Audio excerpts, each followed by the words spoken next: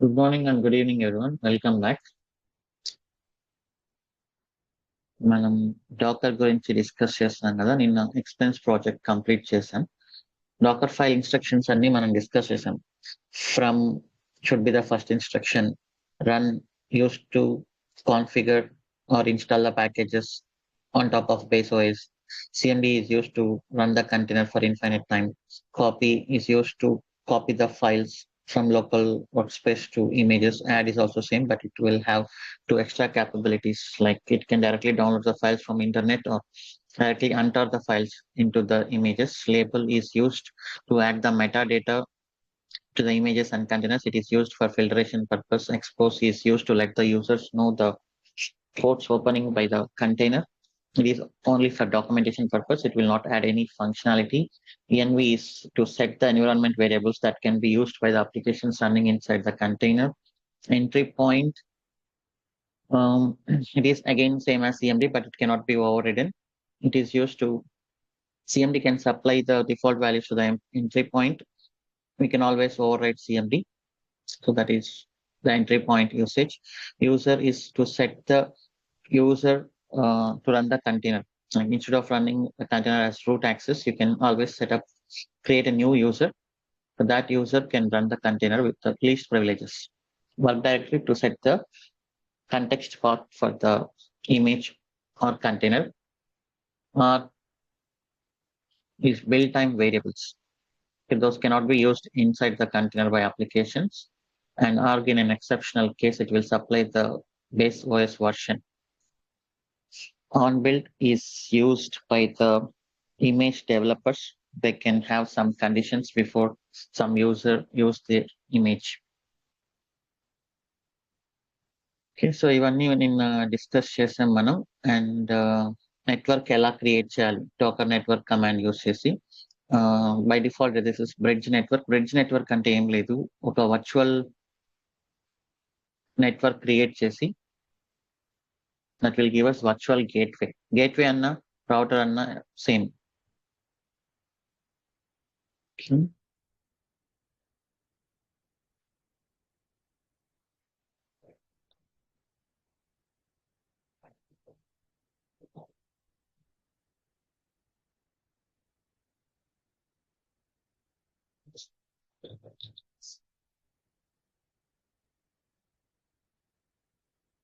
So bridge అంటే ఒక separate network Docker create చేసుకుంటుంది.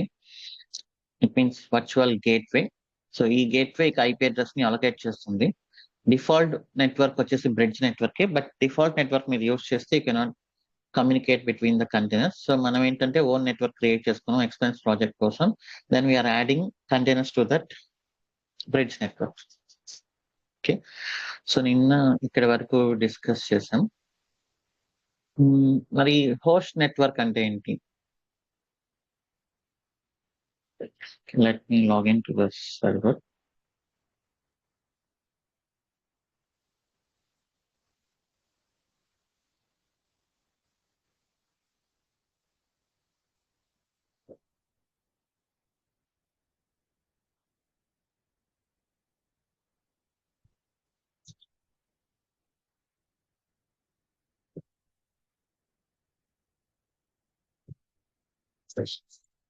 ఓకే, సో బ్రిడ్జ్ నెట్వర్క్ అంటే అది it will create virtual gateway. Okay, but host network అంటే మన హోస్ట్ పైన డిపెండ్ అవ్వడం.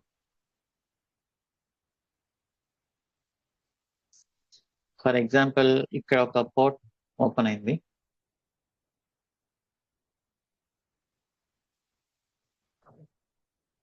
So this is a port.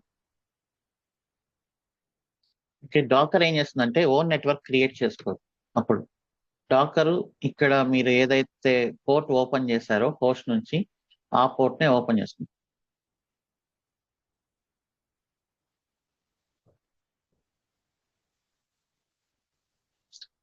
Okay, own network లేనప్పుడు ఏమవుతుంది?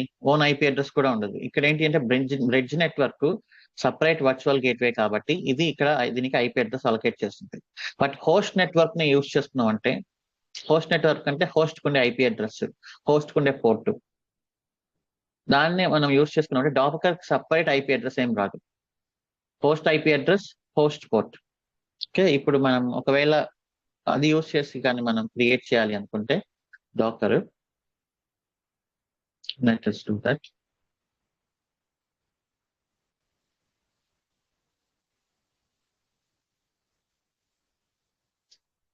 Git clone.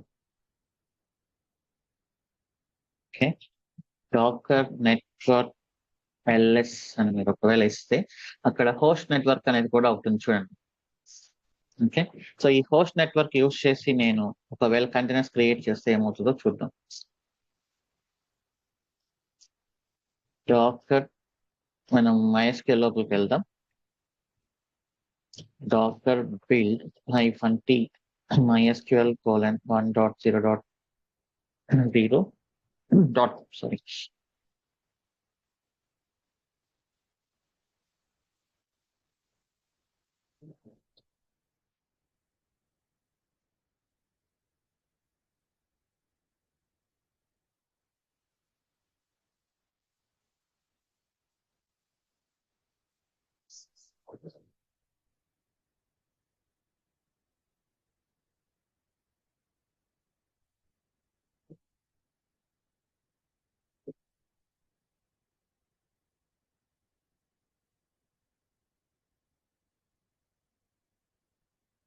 Okay, so command వచ్చేసి Docker run -d -name MySQL అని ఇస్తున్నా. నెట్వర్క్ వచ్చేసి host network. Okay, and then image వచ్చేసి MySQL colon 1.0.0.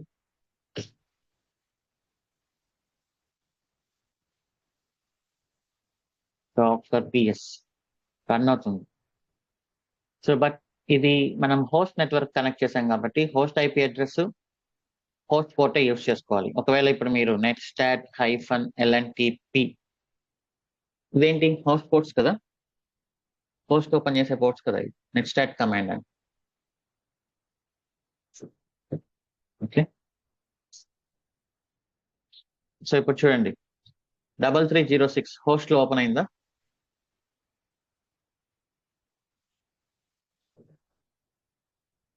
సో ఒక పోర్ట్ హోస్ట్ లో ఓపెన్ అయింది.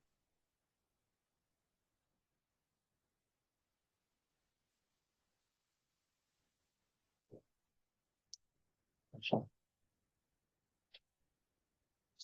3306.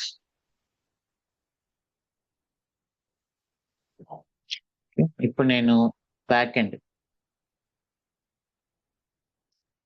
ఎండ్ కి నేను వర్క్ చేస్తున్నప్పుడు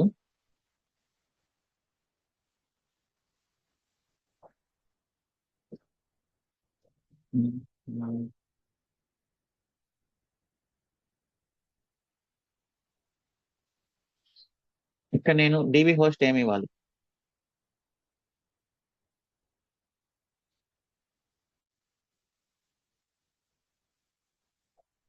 MySQL అనేది వర్క్ అవుతుందా అవ్వదా?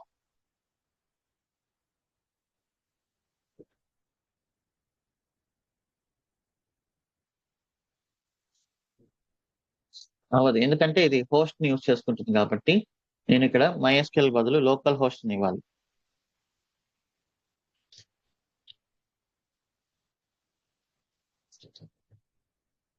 ఎందుకంటే హోస్ట్ నెట్వర్క్ ని యూజ్ చేసుకుంటుంది కాబట్టి. Okay,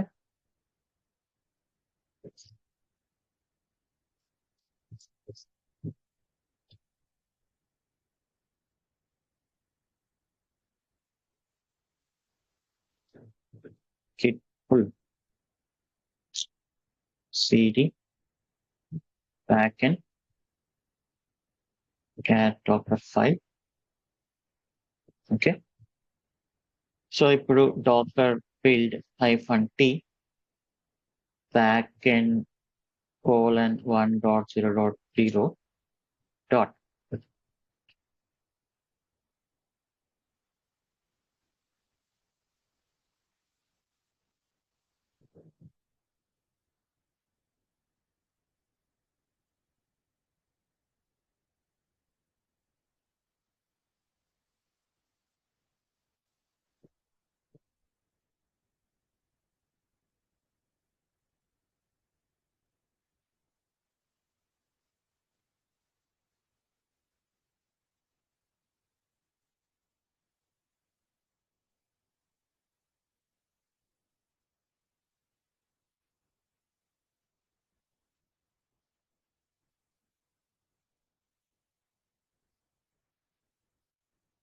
okay.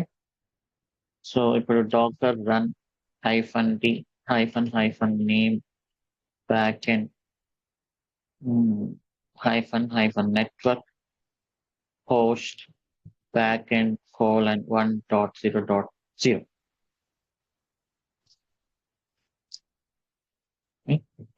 Dakar ps work అవుతుంది.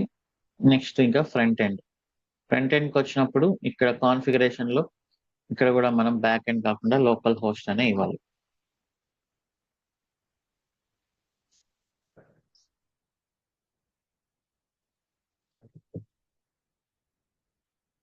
cd front end docker build -t front end :1.0.0.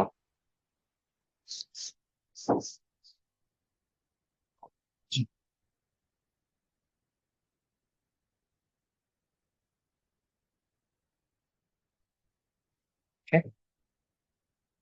Docker run -d -name front end -network host front end :1.0.0.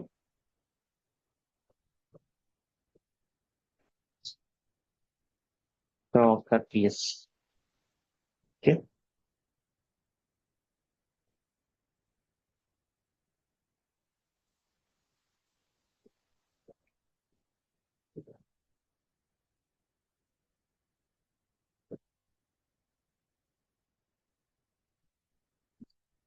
Work అయింది.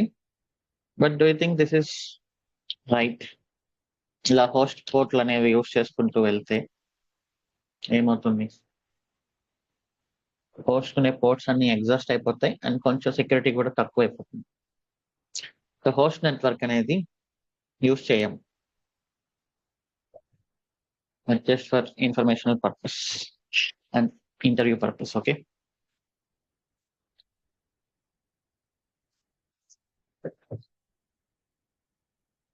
This is how we use host.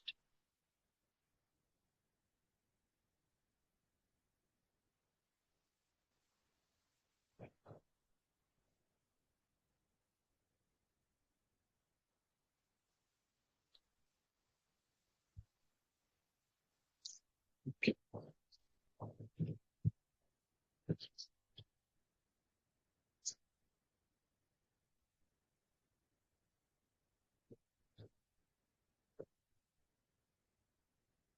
నేను అన్ని remove చేస్తున్నా. docker rm -f docker es -a-q. This is about networking in docker. Overlay network అనేది ఉంది. Overlay network అన్నప్పుడు ఏంటి అంటే multiple docker host ఉండాలి. మల్టిపుల్ డాకర్ హోస్ట్ అనేది మనం ఏమి యూస్ చేయము. We will go for Kubernetes. అక్కడ చూద్దాం networking.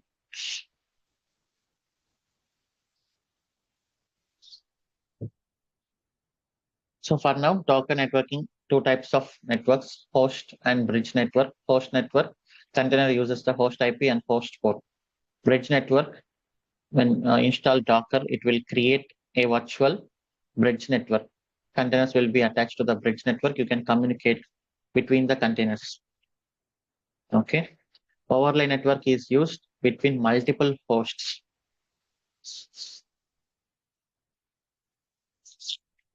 So that we don't use anyhow in Docker, we are using in Kubernetes. Okay. So ఇప్పుడు వాల్యూమ్స్ గురించి చూద్దాం.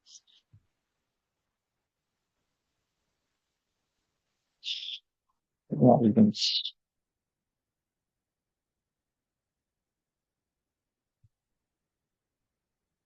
పుల్ చేసాం కదా. సో ఇది MySQL మళ్ళీ రీబిల్డ్ చేయాలి. docker build -t MySQL :1.0.0.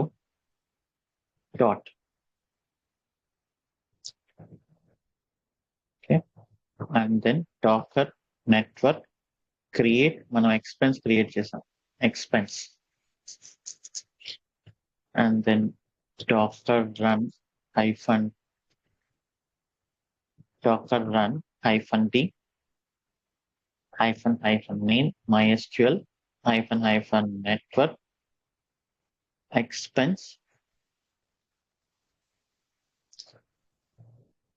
So ఇక్కడ మనం డాకర్ కంపోజ్ అనేది ఒకటి యూజ్ చేద్దాము. Okay, let me tell first one example. Docker and hyphen D hyphen P 80:80 ఇస్తున్నా, nginx రన్ చేస్తున్నా.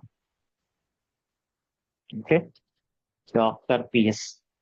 సో nginx లోకి లాగిన్ అయ్యి docker exec hyphen IT 8et bash cd user share nginx html. Okay, echo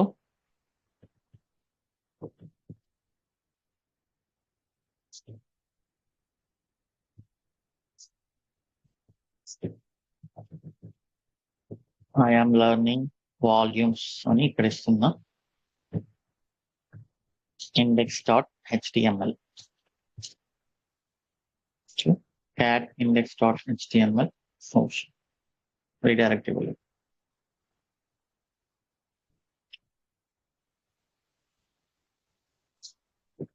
so ఇప్పుడు ఈ IP address నేను hit చేస్తే మనకు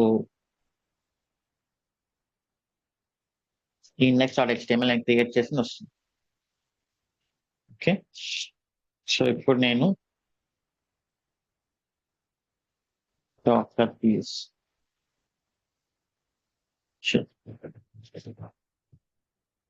Dakar rm -f 8et remove చేశాను.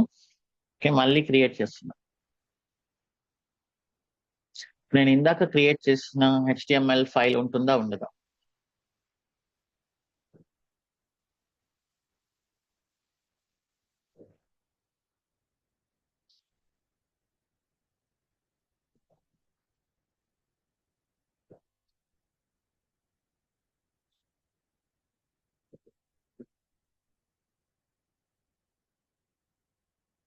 ఓకే, సో లేదు. సో ఏంటి అంటే డాకర్ కంటైనర్స్ ఆర్ ఎఫెమరల్. ఎఫెమరల్ అంటే టెంపరరీ అని. Once you remove container by default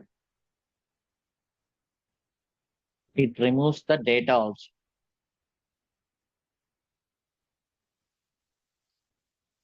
okay, so ఎక్కడ ఉంటుంది కంటైనర్స్ డేటా అంటే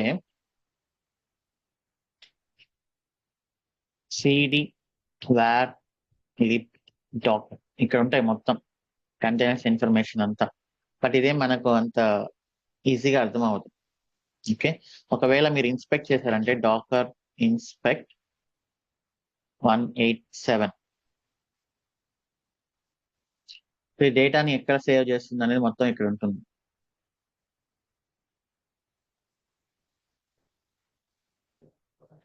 okay,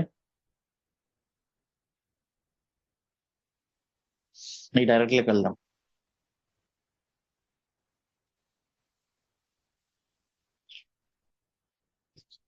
cd work ls -l. ఇది మనకేం అర్థం కాదు. ఇది యాక్చువల్లీ డాకర్ కి అది ఎట్లా సేవ్ చేసుకుంటుందో ఏంటో. cd merged ఇది చూడండి ఒక ఫుల్ ఫ్లెడ్జ్డ్ ఆపరేటింగ్ సిస్టమ్ లాగా ఉంది.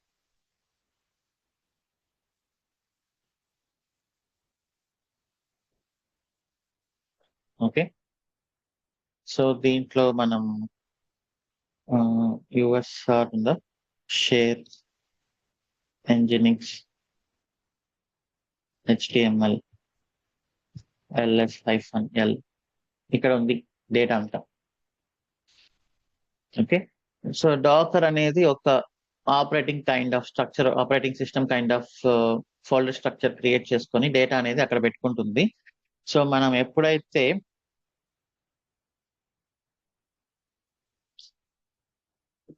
నేను డాకర్ ని రిమూవ్ చేస్తాను, డాకర్ పిఎస్ ఉంది కదా, డాకర్ rm -f 187 రిమూవ్ చేశాను కంటైనర్ ని.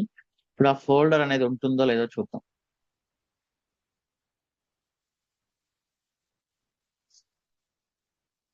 ఫోల్డర్ అనేది లేదు. ఓకే. సో ఒక ర్యాండమ్ ఐడీస్ పెట్టుకొని డాకర్ ఎలా మేనేజ్ చేసుకుంటుందో మనకు తెలియదు. బట్ మీరు కంటైనర్‌ని రిమూవ్ చేసిన తర్వాత అప్పటి వరకు ఉన్న డేటా అంతా బై డిఫాల్ట్ డిలీట్ అయిపోతుంది. ఓకే. సో డిలీట్ అవ్వకుండా ఉండాలంటే ఏం చేయాలి? అంటే మనకు కొన్ని సిట్యుయేషన్స్‌లో మనకు డేటా కావాలి కదా! ఇప్పుడు MySQL కంటైనర్‌లో మనము డేటాబేస్ ట్రాన్సాక్షన్స్ అన్ని యాడ్ చేస్తున్నాము. MySQL కంటైనర్ రిమూవ్ అయిపోయిందంటే ఇంక డేటా మొత్తం పోతుందంటే that's not right. So docker ఏం చేసిందంటే వాల్యూమ్స్ అనే ఒక కాన్సెప్ట్‌తో వచ్చింది. వాల్యూమ్స్‌లో ఇప్పుడు ఏంటి అంటే మీరు you can create one directory in host. Okay. And map it to container. So ఇలా చేసినప్పుడు ఏమవుతుంది? Even we delete container, data will not be lost. Okay. You can remount it. So అది చూద్దాం. ఓకే. సో ఇప్పుడు నేను container ఏం run అవ్వట్లేదు కదా! ఇప్పుడు ఒక డైరెక్టరీ క్రియేట్ చేస్తా ఇక్కడ. mkdir nginx data. Okay. So ఇప్పుడు దీన్ని నేను doctor run -d -p 80:80 -p ఎలా అయితే ఉందో -v volume host path container path host path full path ఇవ్వాలి. /home/ec2 user/nginx data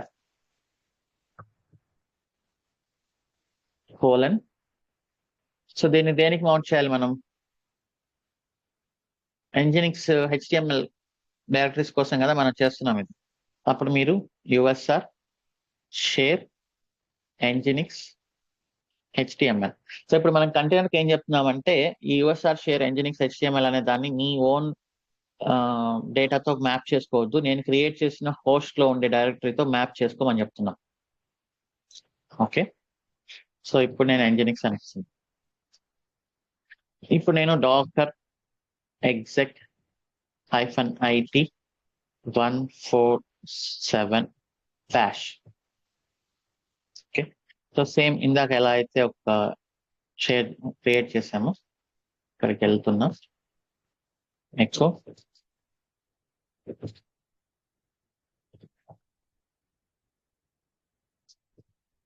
hello volumes అని ఇస్తున్నా.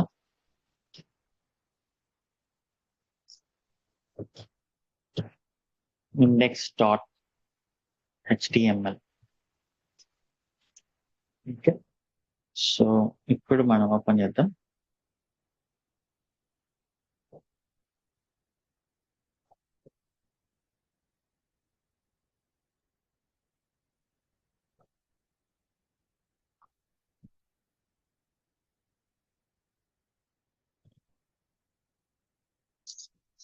సరిపడే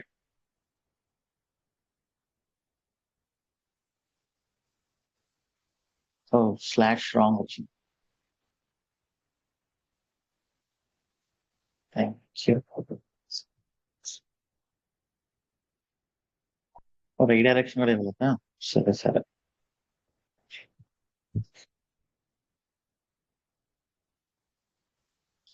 ఓకే వచ్చింది. ఇప్పుడు ఎగ్జిట్ చేస్తున్నా, రిమూవ్ చేస్తున్నా container Dakar rm-f 147. Okay. So ఇప్పుడు మళ్ళీ నేను రీమౌంట్ చేస్తున్నా. చూద్దాం ఇది వస్తుందో లేదు. వస్తుంది కదా? అంటే మన డాకర్కి ఏం చెప్పాం? నువ్వు ఈ పాత్ ని నీ కంటైనర్ లోపల ఈ పాత్ ని నీ ఇష్టం వచ్చినట్లు కాదు, నేను సెట్ చేసిన డైరెక్టరీ లోంచి తీసుకో అని చెప్తున్నాను. ఇప్పుడు నేను ఈ డైరెక్టరీ లోపలికి వెళ్ళి నేను ఇంకోటి కూడా ఏదైనా చేసుకోవచ్చు. Echo h1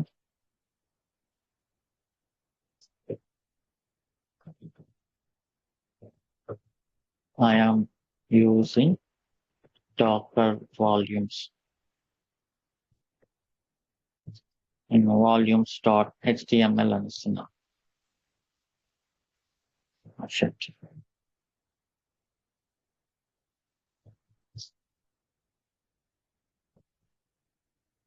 okay. సో ఇప్పుడు నేను /volumes.html అని ఇస్తే ఇక్కడ నుంచే వస్తుంది.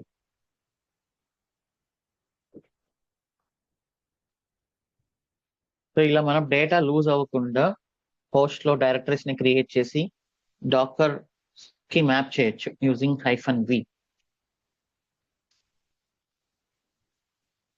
ఓకే, సో ఇందాక మనం క్రియేట్ చేసిన index.html, volumes.html అన్ని ఇక్కడే ఉన్నాయి.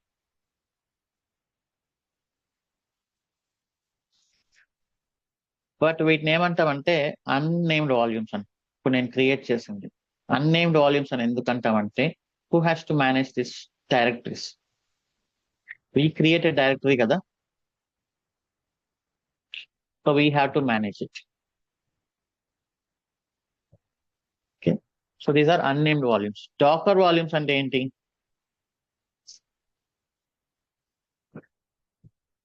You have to create volumes with Docker command.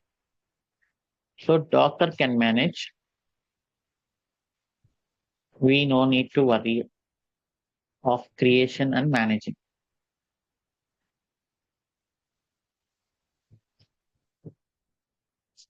Okay. So Docker volumes అంటే ఏం లేదు, Docker volume command నిన్న నెట్వర్క్ కమాండ్ ఎలా అయితే యూజ్ చేసామో అలా. సో నేను డాకర్ వాల్యూమ్ nginx-data అని ఇచ్చాను. Docker volume create. Okay, so ఇప్పుడు మీరు డాకర్ వాల్యూమ్స్ ls అని ఇచ్చారనుకోండి, డాకర్ వాల్యూమ్ ls, మనకి nginx డేటా అనేది కనిపిస్తుందా?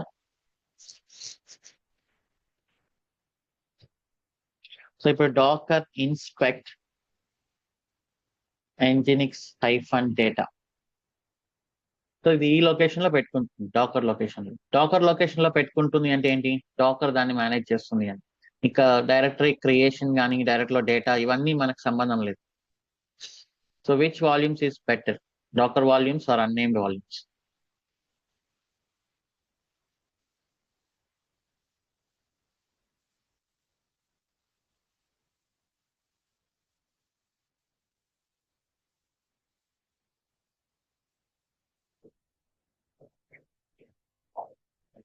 Dakar volumes better. మీరు డాకర్ తో వర్క్ చేస్తున్నప్పుడు ఎవ్రీథింగ్ డాకర్ హ్యాండిల్ చేస్తే అది చూసుకుంటుంది.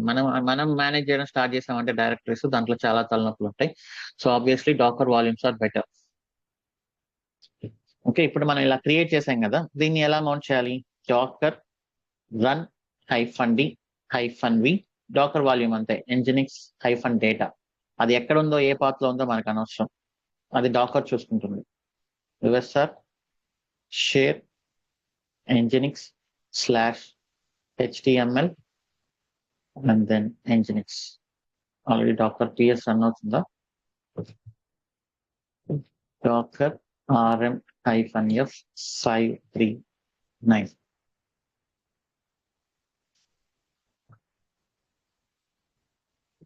సో నేను ఇలా ఇస్తుంది.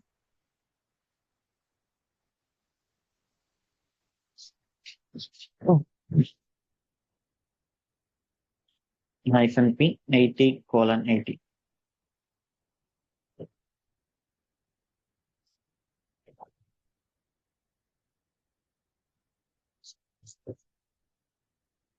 Okay, so docker volumes better. ఇక మీరు క్రియేట్ చేసుకుని డిలీట్ చేసుకున్న ఇబ్బంది ఏంటి కంటైనర్.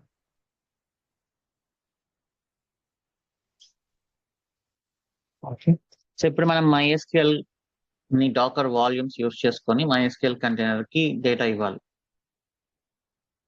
ఓకే, సో అలా ఇవ్వాలి అంటే now we will start using Docker Compose.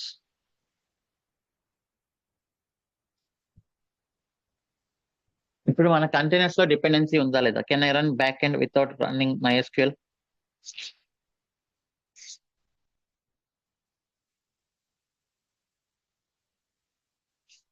So ఇక్కడ మనం కంటైనర్స్ ని మాన్యువల్ గా కమాండ్స్ ద్వారా రన్ చేస్తున్నప్పుడు కొన్ని డిసడ్వాంటేజెస్ ఉన్నాయి మాన్యువల్లీ రన్నింగ్ కంటైనర్స్. ఏంటి ఆ disadvantages? we need to know the dependency. ఏది ఫస్ట్ రన్ చేయాలి అనేది. Okay, we need to make sure network creation and volume creation, right?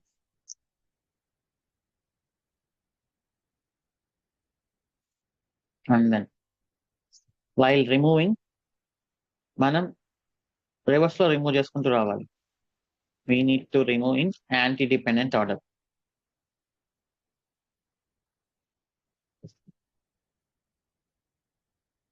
Okay, and manually run the commands.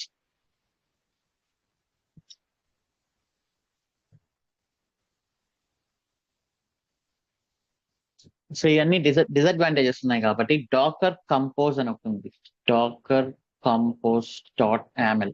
So ఇదేం లేదు, ఈ పైన disadvantages అన్నిటిని అడ్రస్ చేస్తుంది అనమాట. మనం ఎలాగైతే టెరాఫామ్ లో డిపెండెన్సీని మెన్షన్ చేసామో అలా ఇక్కడ డాకర్ కంపోజ్ లో మనం డిపెండెన్సీస్ మెన్షన్ చేస్తే అదే చూసుకుంటుంది ఏది ఫస్ట్ రన్ చేయాలి, ఏది సెకండ్ రన్ చేయాలి అనేది. నెట్వర్క్స్, వాల్యూమ్ మొత్తం అక్కడే చేయొచ్చు అనమాట. సో నేను ఒక శాంపుల్ చూస్తాను, ఇది చాలా సింపుల్.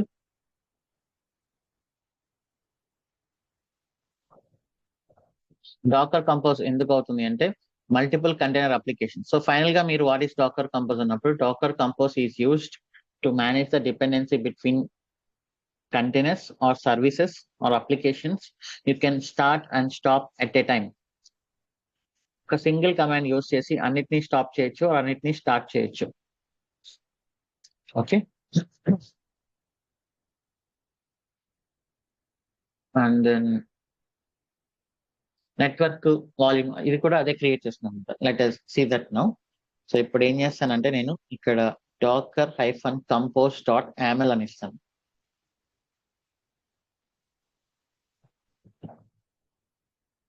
ఓకే, సో ఇప్పుడు మనం ఏదైతే డాకర్ రన్ కమాండ్స్ లో అన్ని ఆప్షన్స్ మాన్యువల్ గా ఇస్తున్నామో అవన్నీ ఇక్కడ నేను ఫైల్ లాగా ఇస్తాను.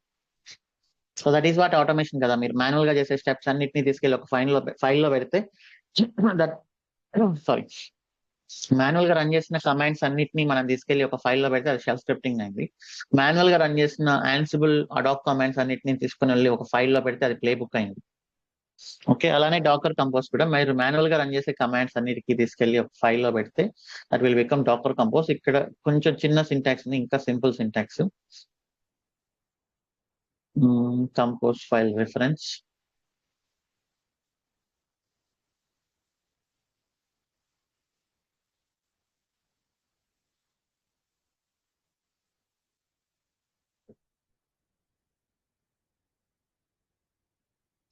ఓకే. సో ఇది రిఫరెన్స్. సో నేను ఏం చేస్తానంటే ఫస్ట్ ఇక్కడ మనం నెట్వర్క్ క్రియేట్ చేస్తాం కదా, ఫస్ట్ నెట్వర్క్ క్రియేట్ చేస్తున్నాం. మన నెట్వర్క్ పేరు ఎక్స్పెన్స్, సారీ. దాని తర్వాత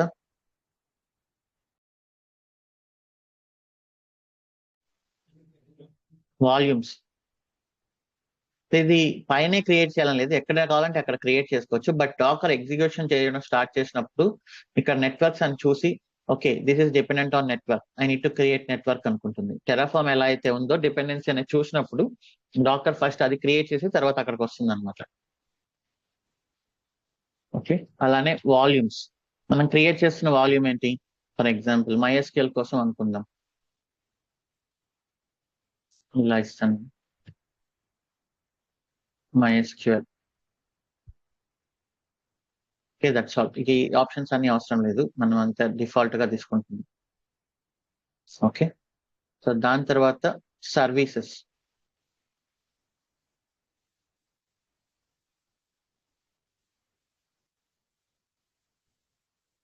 సర్వీసెస్ లో ఇది యామెల్ ఫైలే మనం రాస్తుంది. ఫస్ట్ MySQL రన్ చేస్తున్నాం. MySQL ఆప్షన్స్ నేను ట్యాబ్ ఏం ఇమేజ్ యూస్ చేస్తున్నాం మనం MySQL :1.0.0 రైట్. నెక్స్ట్ పోర్ట్స్, నేను MySQL పోర్ట్స్ ఏమి బయట పెట్టాల్సిన అవసరం లేదు. ఓకే, నెట్వర్క్స్ ఏంటి యూస్ చేస్తున్నాం? ఎక్స్పెన్స్.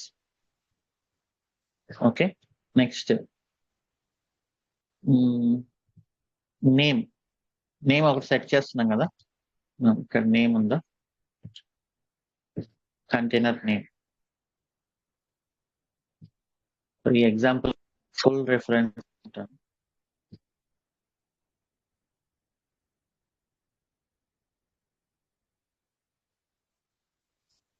సో ఏదో ఒకటి ఓపెన్ చేస్తే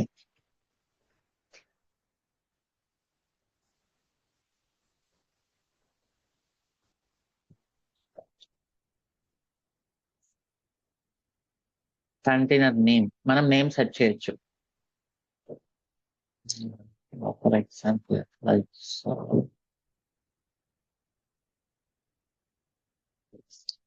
సో ఇలా కంటైనర్ నేమ్ అనేది ఇవ్వచ్చు.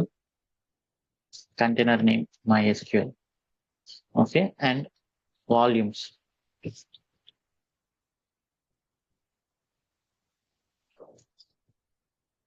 వాల్యూమ్స్ అనేది చూడండి ఎలా ఇచ్చారు. వాల్యూమ్స్ హైఫన్ MySQL కోలన్, ఇలా మనం ఇచ్చిన నేమ్ ఏంటి, హోస్ట్ ఇది, క్రియేట్ చేసిన వాల్యూమ్ నేమ్ కోలన్ ఎక్కడికి మౌంట్ చేయాలి. సో మనకు Nginx కి అయితే తెలుసు, Nginx HTML డేటా అంతా USR షేర్ Nginx HTML లో ఉంది కాబట్టి మనం ప్రాక్టీస్ చేసాం కాబట్టి. బట్ MySQL కి ఎలా తెలుస్తుంది అంటే మీరు MySQL ఇమేజ్ రిఫర్ చేయాలి. Docker hub. MySQL కూడా ఏదో ఒక లొకేషన్ లో కదా డేటాను పెట్టుకుంటుంది, ర్యాండమ్ గా అయితే పెట్టుకోదు కదా. సో అది మనకి ఎలా తెలుస్తుంది అంటే either practice or through documentation.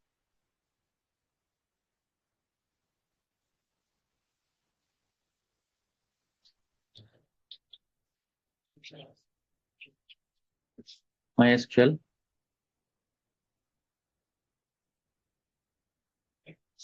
మీరు డేటాను సెర్చ్ చేయండి.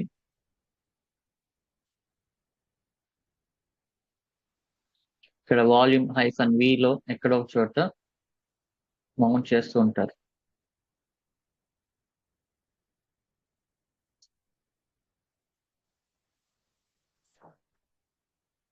-v. So my own directory slash ఇది var_lib MySQL అనేది MySQL డేటా స్టోర్ చేసుకునే డైరెక్టరీ అనమాట. OS లో ఇలా ఇవ్వాలి. సో ఇప్పుడు నేను ఇచ్చిన ఇక్కడ ఏంటి ఇదంతా information, docker run -d -name MySQL -network expense. Okay, image వచ్చేసి -v MySQL :/var/lib/MySQL :MySQL.1.0.0. So అలానే don't you think it is same as like this? అంటే ఇలా మనం కమాండ్ లో ఇచ్చుకోవడం కంటే ఇట్లా ఆప్షన్స్ లాగా ఇస్తే మనకు ఈజీగా ఉంటుంది. బ్యాక్గ్రౌండ్ లో ఇది రన్ చేసేటప్పుడు డాకర్ నేను ఇలా కమాండ్ లాగా కన్వర్ట్ చేసుకుంటున్నా. ఇమేజ్ ఇచ్చాను, నెట్వర్క్ ఇచ్చాను, నేమ్ ఏంటో ఇచ్చాను, వాల్యూమ్ ఇచ్చాను, that's all. And next back end same ఇలానే image backend :1.0.0 and then networks expense. backend కి వాల్యూమ్ అవసరం ఉందా లేదా? Container name backend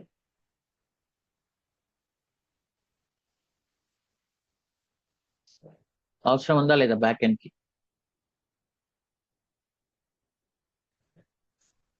backend is stateless, so no need. Okay, ఇక్కడ డిపెండ్స్ ఆన్ అని ఒకటి ఉంటుంది. డిపెండ్స్ ఆన్ దేనిపైన డిపెండ్ అయింది? MySQL సర్వీస్ పైన డిపెండ్ అయ్యింది. ఓకే, సో ఇప్పుడు ఒకవేళ మీరు కావాలంటే ఈ బ్యాక్ ఎండ్ అయినా ఫ్రంట్ ఇవ్వచ్చు, నో ప్రాబ్లం. నేను ఇది తీసుకెళ్ళి ఫ్రంట్ అయినా ఇస్తాను. సో అప్పుడు ఏం చేస్తుంది డాకరు? ఇది ఎగ్జిక్యూట్ చేస్తున్నప్పుడు చూస్తుంది డిపెండ్స్ ఆన్ MySQL ఉంది. So first I should create and then come back here and then create it అన్నట్టు చూస్తుంది. ఓకే, సో అలానే front end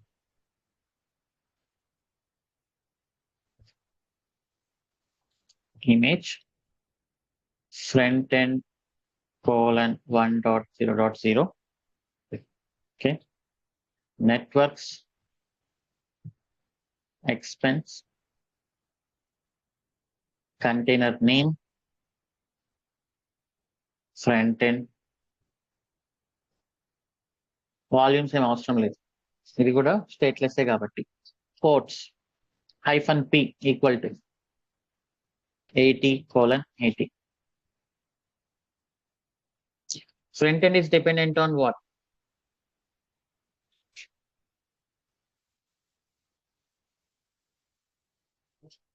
Back end. So depends on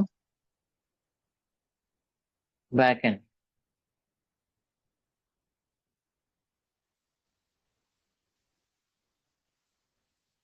okay, so ఇది ఒకసారి చేసి చూద్దాం.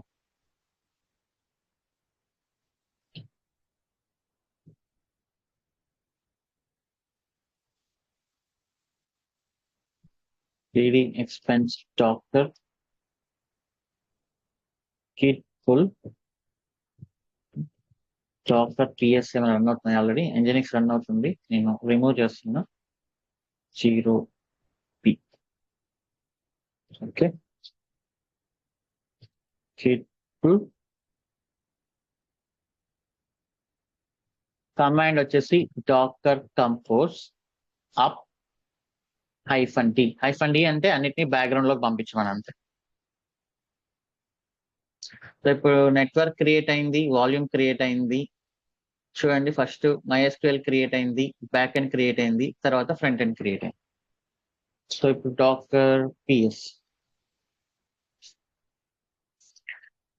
బ్యాక్ ఎండ్ అనేది రన్ అవ్వట్లేదు. ఎందుకు రన్ అవ్వట్లేదు? Docker logs back end. So ఇది ఇంకా లోకల్ హోస్ట్ రిఫర్ చేస్తుందా ఇమేజ్? నేను ఇమేజెస్ రీబిల్డ్ చేయలేదు కదా, హోస్ట్ నెట్వర్క్ తీసేసిన తర్వాత.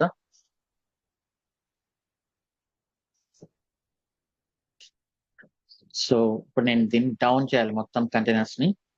Dakar compose down, up and down అంతే. ఓకే, నెట్వర్క్ ని మాత్రమే రిమూవ్ చేసి చూడండి, వాల్యూమ్ అయితే రిమూవ్ చేయలేదు. ఓకే,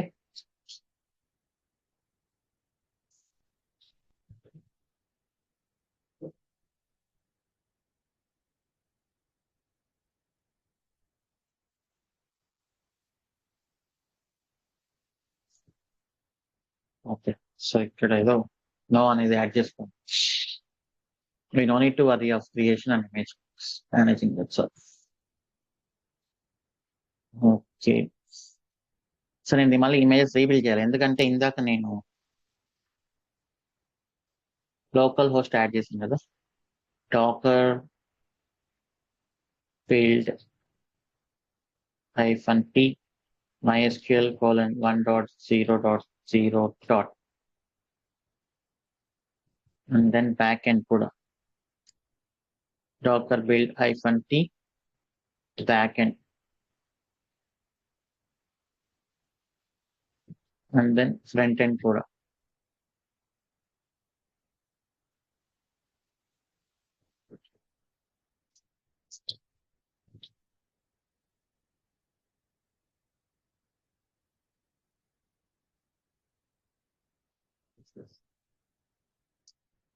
ఓకే, సో ఇప్పుడు నేను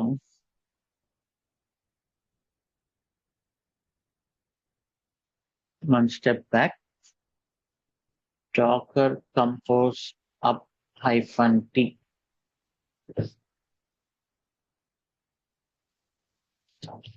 Docker ps. స్టిల్ మనకు బ్యాక్ ఎండ్ రన్ అవ్వలేదు, లాగ్స్ చూద్దాం. సో ఇప్పుడు లోకల్ హోస్ట్ ఎర్రర్ అయితే కాదు.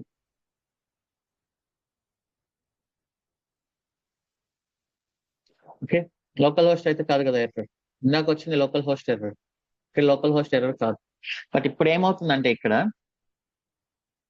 ఇది కొంచెం స్పీడ్ ఉంది.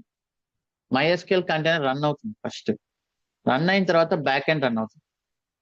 ఇక్కడ MySQL కంటైనర్ రన్ అయిన తర్వాత అది పూర్తిగా అప్ అయ్యే లోపు, ఓకే, అంటే MySQL డేటా సెట్ చేసుకొని, MySQL అనేది కొంచెం హెవీ అప్లికేషన్ కదా compare to front end and back end database కాబట్టి, అది అప్ అయ్యే లోపు ఈ బ్యాక్ ఎండ్ అనేది దాన్ని కనెక్ట్ అవ్వడానికి ట్రై చేస్తుంది.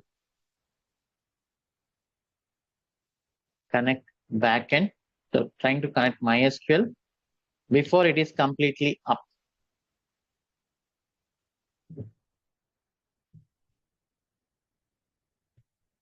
So we need to delay few seconds. So ఇది డిలే చేయాలి బ్యాక్ ఎండ్ MySQL కనెక్ట్ అవ్వడానికి. సో ఇక్కడ నేను ఏంటి అంటే కమాండ్ బ్యాక్ ఎండ్ కమాండ్ అనేది ఇచ్చి ఇక్కడ కొంచెం డిలే రాస్తాను అనమాట.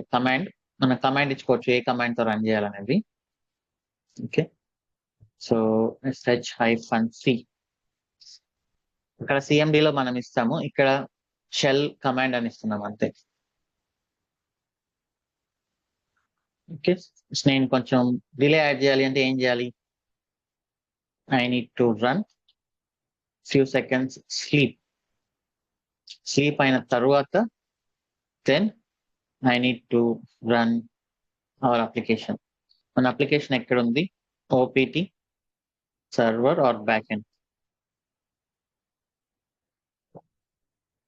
బ్యాక్ ఎండ్ లో OPT బ్యాక్ ఎండ్ index.js.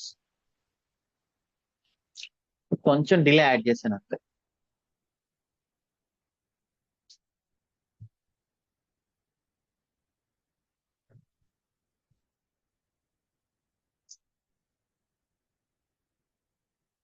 ఇప్పుడు మళ్ళీ Docker compose up -t Docker ps, ఇప్పుడు అన్ని రన్ అవుతున్నాయి. Docker logs back end. Okay, so ఇప్పుడు వెళ్ళి మనం మన అప్లికేషన్ ఓపెన్ చేసామంటే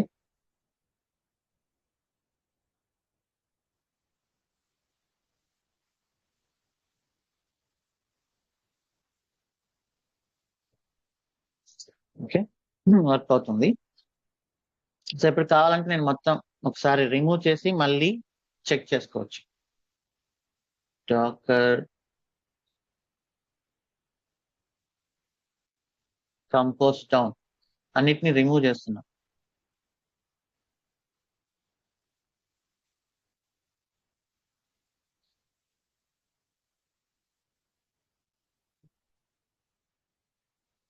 ఓకే, అన్నిటిని రిమూవ్ చేశాను, మళ్ళీ అన్నిటిని అప్ చేస్తున్నా. ఇప్పుడు నా డేటా ఎక్కడికి వెళ్ళకూడదు.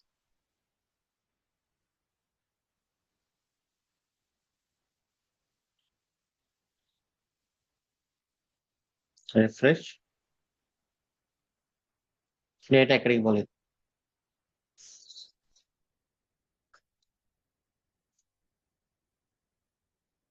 Okay, so this is Docker volumes and Docker compose.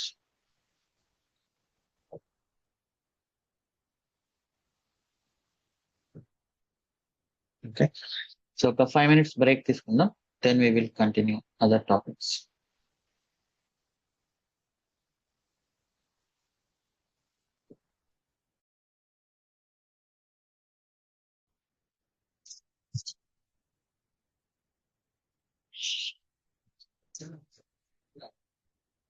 So మనం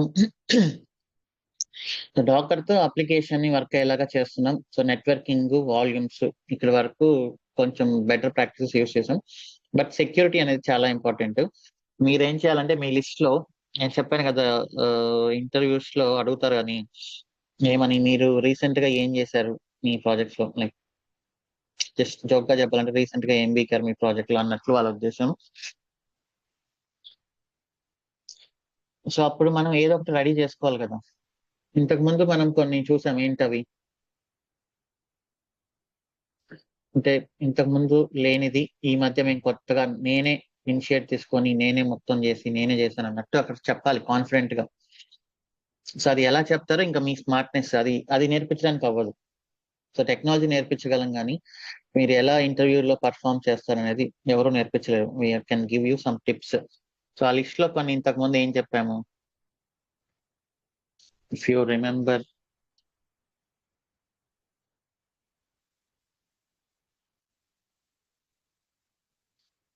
ఎస్జీ వర్సెస్ నాక్ వచ్చినప్పుడు నెట్వర్క్ యాక్సెస్ కంట్రోల్ లిస్ట్ మా ప్రాజెక్ట్ లో లేదు. అది నేనే ఇనిషియేట్ తీసుకొని కొంచెం సెక్యూరిటీని యాడ్ చేయడానికి నేనే చేశాను. సో దాని తర్వాత సీక్రెట్స్ ని stored in SSM parameter store లో సీక్రెట్స్ ని స్టోర్ చేసుకున్నాము. తర్వాత ఇంకా మీరు టెరాఫామ్ మాడ్యూల్స్ కూడా చెప్పొచ్చు. Develop Terraform modules. Okay, so ఎందుకు డెవలప్ చేసామంటే మా గ్రూప్ లో, సో ప్రాజెక్ట్ అంటే ఒకటే ఉండదు. ప్రాజెక్ట్ ఇప్పుడు హెచ్డిఎఫ్సి బ్యాంక్ అనుకుంటే హెచ్డిఎఫ్సి బ్యాంక్ లో లైక్ ఒక 20-30 ప్రాజెక్ట్స్ ఉండొచ్చు ఈజీగా. అంటే ఏ ప్రాజెక్ట్ కి ఏ ప్రాజెక్ట్ కి సంబంధం ఉండదు. కొన్ని ప్రాజెక్ట్స్ విప్రో దగ్గర ఉంటాయి, కొన్ని ప్రాజెక్ట్స్ టీసీఎస్ దగ్గర ఉంటాయి, కొన్ని ప్రాజెక్ట్ హెచ్సిఎల్ దగ్గర ఉంటాయి. సో వీళ్ళందరిని తీసుకెళ్ళి ఏం చేస్తారు, హెచ్డిఎఫ్సి వాళ్ళు వాళ్ళ ఓన్ యూజర్ నేమ్ పాస్వర్డ్ ఇస్తారు హెచ్డిఎఫ్సి బ్యాంక్ కి సంబంధించి. సో అక్కడ మీరు టీసీఎస్ నుంచి వచ్చినా, విప్రో నుంచి వచ్చినా, హెచ్సిఎల్ నుంచి వచ్చినా అందరూ ఒక హెచ్డిఎఫ్సి బ్యాంక్ కంట్రోల్ కింద ఉంటారు. సో అక్కడ ఎవరి ఇష్టం వచ్చినట్లు వాళ్ళు రిసోర్స్ డెఫినేషన్స్ రాసుకుంటున్నారు అని మీకు అనిపించినప్పుడు మీరు టెరాఫామ్ మాడ్యూల్స్ ని డెవలప్ చేసి కస్టమైజ్డ్ గా, సో నేను అందరికీ పబ్లిష్ చేశాను ఎవరినైనా యూజ్ చేసుకోమని. సో ఇలా చెప్పొచ్చు. Okay, and Ansible roles create చేశా అని చెప్పొచ్చు. ఓకే, అవసరమైనప్పుడు. అండ్ ఇప్పుడు ఏంటంటే డాకర్. సో ఇది వరకు వర్క్ అవుతుంది కదా, వర్క్ అవుతున్నప్పుడు అందరూ ఏం చేస్తారు, వర్క్ అయిందా లేదా, వర్క్ అయిందా వదిలేద్దాం అన్నట్లు ఉంటారు ప్రాజెక్ట్స్ లో. రైట్, అది సెక్యూర్ గా ఉందా అనేది, సారీ, అది సెక్యూర్ గా ఉందా అనేది చాలా మంది పట్టించుకోరు అనమాట. ఓకే, సో అప్పుడు మీరేం చెప్పాలి, సో మా దాంట్లో డాకర్ ఫైల్స్ అన్నిటినీ నేను సెక్యూర్ గా ఉంచాను. ఇంతకుముందు సెక్యూరిటీ అనేది పెద్దగా లేకపోయింది మా దాంట్లో, జస్ట్ వర్క్ అవుతుందా అంటే వర్క్ అయింది. So I optimized Docker files. Okay, so Docker recommendation ప్రకారమే సో వాళ్ళు కొన్ని ఇచ్చారు మనం.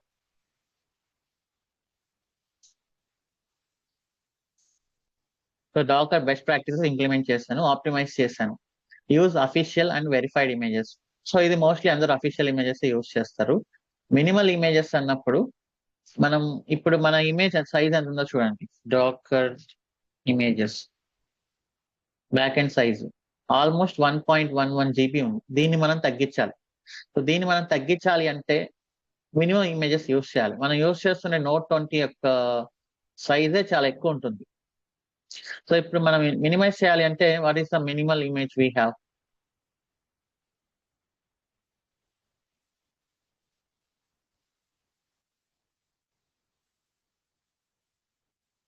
ఆల్పైన్ కదా.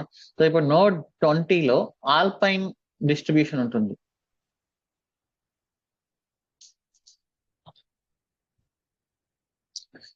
నోట్ తీసుకొని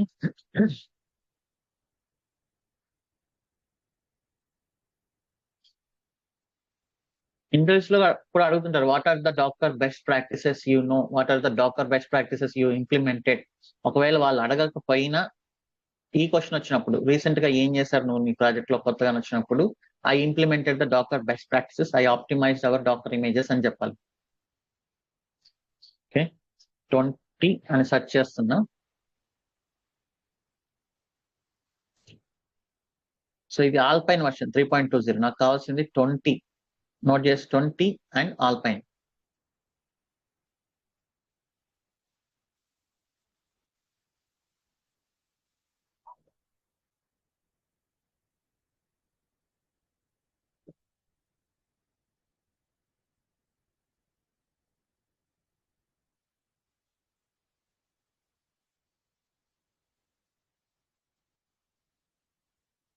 20 all fine.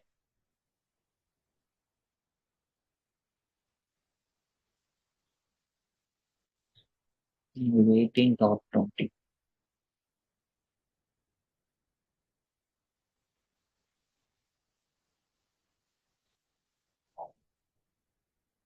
ఇప్పుడు 20.18.3 ఏదైనా ఓకే. 20 డాట్ ఉంటే ఏదైనా ఓకే.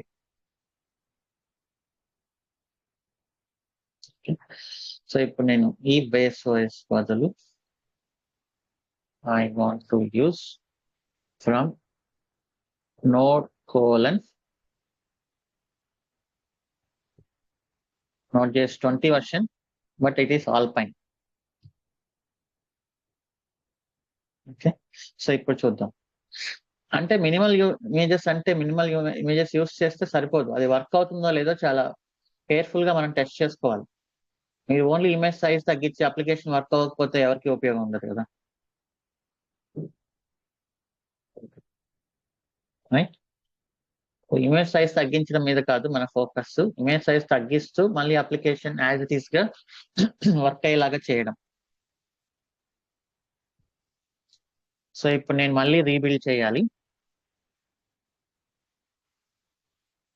రీబిల్డ్ చేసి docker build -t second colon 1.0.0 dot.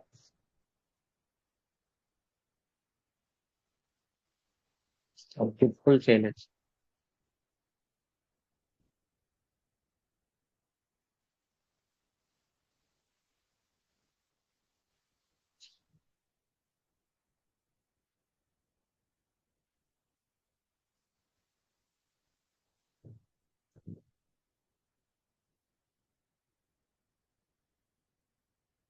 ఇప్పుడు మన ఇమేజ్ సైజ్ ఎంతో చూద్దాం.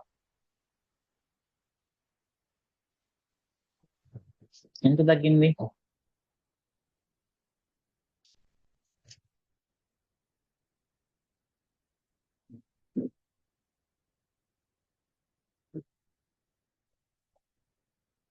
ఆల్మోస్ట్ 1 GB తగ్గిపోయింది. ఇందాక 1.1 GB కదా, ఇప్పుడు 150 MB, ఆల్మోస్ట్ 1 GB తగ్గిపోయింది. 10 times తగ్గింది, 9 times తగ్గింది. సో ఇప్పుడు నేను మళ్ళీ టెస్ట్ చేయాలి. ఒక ఇమేజ్ సైజ్ తగ్గిస్తే సరిపోదు. docker compose up -t మళ్ళీ బ్యాక్ ఎండ్ రిక్రియేట్ అవుతుంది because we change the image.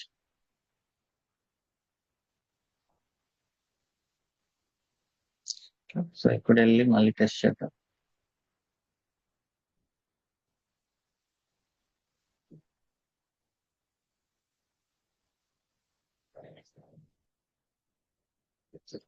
చూడట్లేదా?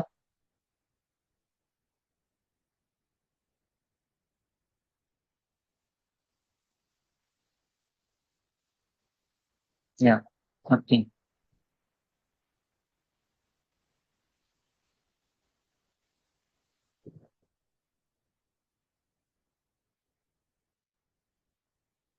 Data వెళ్ళలేదు, ఎవరో డిలీట్ చేసినట్లున్నారు. యూఆర్ఎల్ ఓపెన్ చేసి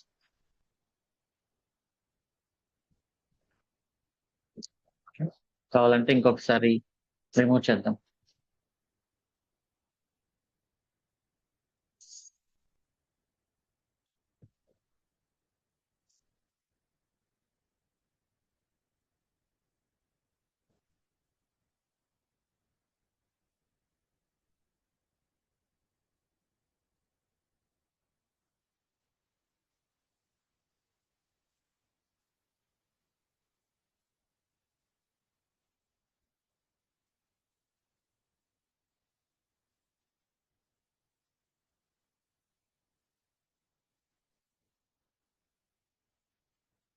సో డేటాని ఇందాక ఎవరో యాక్సెస్ చేసి డిలీట్ చేశారు,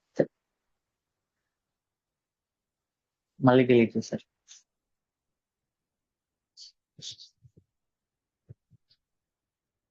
You can check the logs.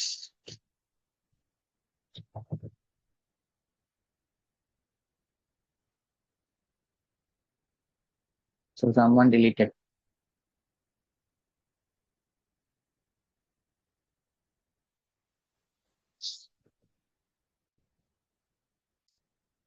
So ఇలా మనం ఇమేజ్ సైజ్ తగ్గించవచ్చు. So this is one of the best practice. Official images and small images and minimal images. Tag images properly, ఇది కూడా ఒకటి ఇంపార్టెంట్. సో అందరూ ఏంటి అంటే ట్యాగ్ ఇవ్వనప్పుడు ఏమవుతుంది ట్యాగ్?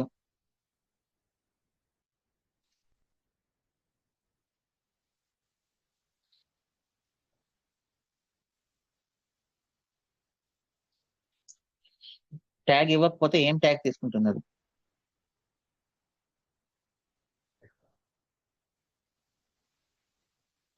తెలియదా? లేటెస్ట్ అని కదా తీసుకుంటుంది. లేటెస్ట్ అని ఇచ్చినప్పుడు నేను ట్యాగ్ నేమ్ లేటెస్ట్ అని ఇస్తున్నా ప్రతిసారి. ట్యాగ్ ఇవ్వట్లేదు లేటెస్ట్ అని ఇచ్చినప్పుడు. నేను చేంజెస్ చేసినప్పుడు మీకు తెలుస్తుందా? ఎందుకంటే దాని పేరు ఎప్పుడు లేటెస్ట్ అనే ఉంది. నేను చేంజెస్ చేసినప్పుడు ఐడియల్ గా ఏం చేయాలి? ఇప్పుడు 1.0.0 అని వాడుతున్నాం. ఐడియల్ గా నేను కొంచెం చేంజెస్ చేసినా కూడా అప్లికేషన్ లో I should give it as 1.0.1. I should give it as 1.0.2. ఒకవేళ మేజర్ చేంజెస్ ఏమైనా చేసినప్పుడు 1.1.0. ఇంకా ఏమైనా మేజర్ చేంజెస్ చేసినప్పుడు 2.0.0. ఇలా కదా చేయాలి నేను. ఒకవేళ మీరు లేటెస్ట్ అనేది యూస్ చేస్తూ ఉంటే ఆఫ్టర్ 2 years తర్వాత కూడా మీకు అక్కడ లేటెస్ట్ అనే ఉంటుంది. మీకు హిస్టరీ ఆఫ్ చేంజెస్ అనేది కనపడదు అనమాట. So never use latest tag on the images. Use proper versioning. అది one of the best practice. Manage secrets అనేది క్యూబర్నెటిస్ లో మనం హ్యాండిల్ చేద్దాం. Docker ignore file. Just git ignore లాగా మీ వర్క్ స్పేస్ లో ఏమైనా టూ మచ్ ఉందంటే, సో మనం ఏం చేస్తుందంటే మీరు డాకర్ కమాండ్ రన్ చేసినప్పుడు వర్క్ స్పేస్ లో ఉండే వాటి అన్నిటినీ లోడ్ చేస్తుంది అనమాట. వర్క్ స్పేస్ లో మనం అన్నెసెసరీ అన్ని పెట్టకూడదు. అవసరం లేనివి, డాకర్ కి అవసరం లేనివన్నీ అక్కడ పెట్టకూడదు వర్క్ స్పేస్ లో. ఓకే. ఒకవేళ పెడితే మీరు డాకర్ ఇగ్నోర్ అని పెట్టి ఆ ఫైల్ అండ్ ఫోల్డర్ ని ఇగ్నోర్ చేయండి. లేకపోతే డాకర్ దాన్ని లోడ్ చేయాలంటే టైం పడుతుంది మళ్ళీ. Run as non root user, ఇది చాలా ఇంపార్టెంట్. సో ఎందుకు ఇంపార్టెంట్ అంటే ఒక చిన్న ఎగ్జాంపుల్ చూస్తాం. ఓకే, ఇక్కడ నేను ఒక ఫైల్ క్రియేట్ చేస్తున్నా. మీకు this is highly confidential file.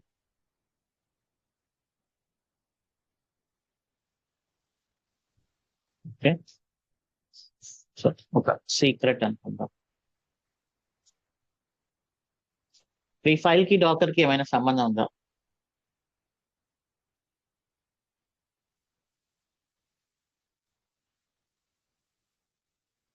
ఇప్పుడు నేను ఈ సర్వర్ లో క్రియేట్ చేసిన ఫైల్ కి డాకర్ కి ఎలాంటి సంబంధం లేదు కదా. సో ఇప్పుడు నేను ఏం చేస్తున్నా అంటే డాకర్ రన్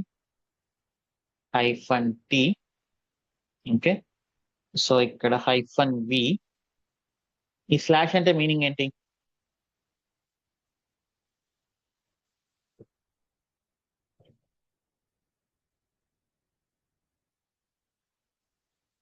స్లాష్ అంటే ఆపరేటింగ్ సర్వర్ యొక్క రూట్ డైరెక్టరీ కదా. సో సర్వర్ యొక్క రూట్ డైరెక్టరీని నేను కంటైనర్ కి హోస్ట్ చేస్తున్నా సంథింగ్ యాప్ డేటా అని ఇచ్చి, బై మిస్టేక్ ఆర్ ఇంటెన్షనల్ గాను ఏదో ఒక రకంగా ఇంజినిక్స్ అని ఇచ్చాను. Dakar PS. ఓకే, ఇప్పుడు దాంట్లోకి నేను లాగిన్ అవుతాను. Docker exec -it d24 / okay, login అయ్యాను. సో ఇక్కడ నేను cd/container/ లోకి వెళ్ళాను. ఇక్కడ నేను ఇచ్చిన యాప్ డేటా ఉంది. యాప్ డేటాలో ఏమైంది? నేను యాప్ డేటా ఏంది రిఫర్ చేస్తున్నది? హోస్ట్ ఓఎస్ యొక్క కంప్లీట్ రూట్ స్ట్రక్చర్ నేను ఇక్కడ యాక్సెస్ చేస్తున్నా చూడండి. అదే కదా మౌంట్ చేసాము -v/:/యాప్ డేటా అంటే ఈ యాప్ డేటా అనే ఫోల్డర్ లోంచి మీరు హోస్ట్ యొక్క కంప్లీట్ ఆపరేటింగ్ సిస్టమ్ ని యాక్సెస్ చేస్తున్నారు. So this is the host.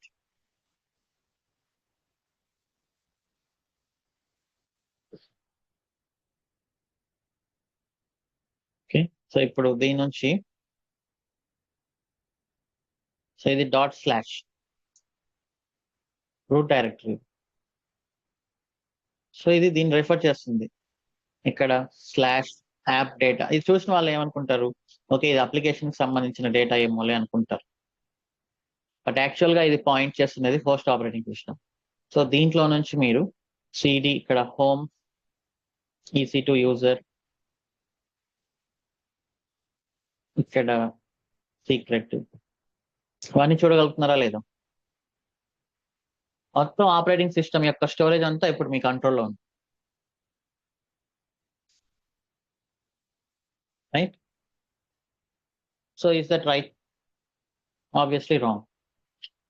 So ఇప్పుడు మనం ఇలా ఎందుకు చేయగలిగిందంటే, ఇది మీ కంటైనర్ ని రూట్ యాక్సెస్ తో రన్ చేయడం వల్ల దానికి ఫుల్ ప్రివిలేజ్ వచ్చింది. సో దాని ఇష్టం వచ్చినట్లు అది యాక్సెస్ చేయగలుగుతుంది. సో అలా చేస్తే biggest security mistake. Okay, hack అయ్యే ఛాన్సెస్ ఉన్నాయి. This is the major concern for security. So మనం ఏం చేయాలి ఇప్పుడు? ఒక నార్మల్ యూజర్ క్రియేట్ చేసి, మనం యూజర్ ఇన్స్ట్రక్షన్ చూసాం కదా, అట్లీస్ట్ లాస్ట్ కమాండ్ కంటే ముందు మీరు రూట్ నుంచి ఆ యూజర్ కి హ్యాండ్ ఓవర్ చేయాలి.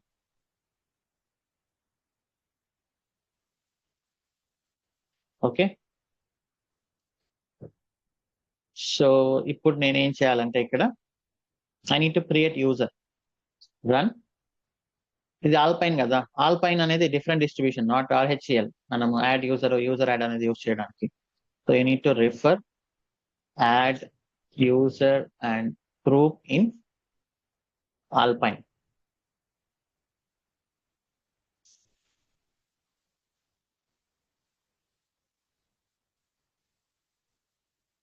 ఇది command.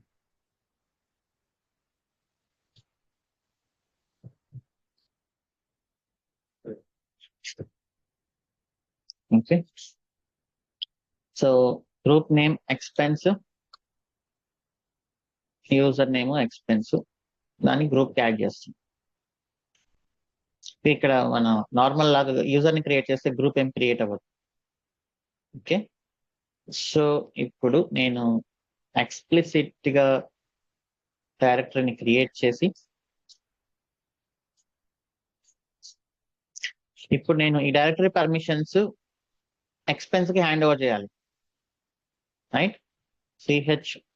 chown -r for recursive expense :expense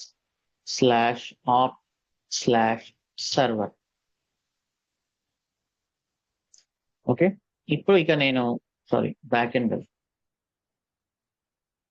so ఇప్పుడు ఇక నేనేంటి, వర్క్ డైరెక్టరీని ఆప్ట్ బ్యాక్ ఎండ్ అని సెటప్ చేస్తున్నా. ఇక దీంట్లోకి ఏ ఫైల్స్ వచ్చినా కూడా అది ఎక్స్పెన్స్ యూజర్ పైనే ఉంటుంది. అండ్ ఫైనల్ గా I must run user is expense.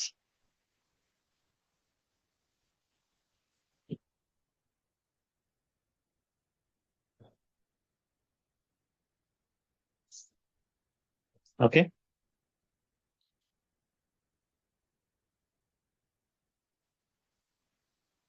cd expense docker git pull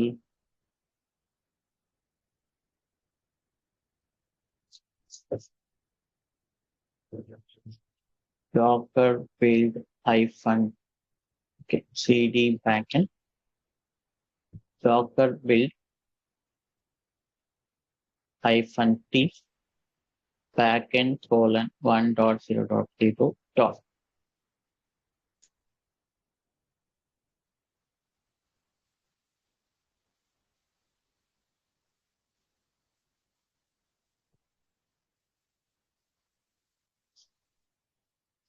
Okay, cd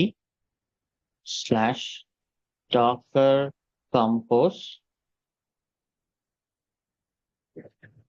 up -t docker ps.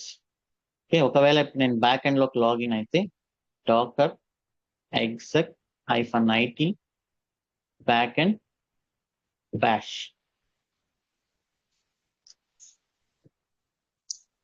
Okay, so bash కాదు, ఆల్పైన్ లో SH ఉంటుంది అనమాట.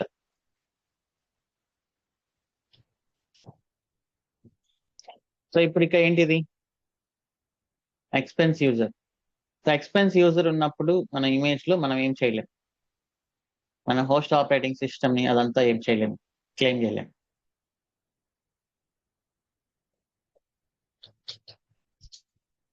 ఓకే.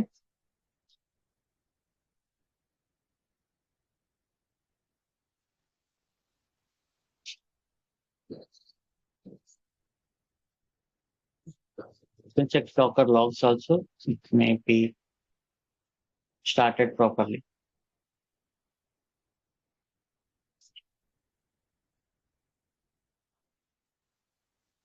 సో ఇలా మనం సెటప్ చేయాలి.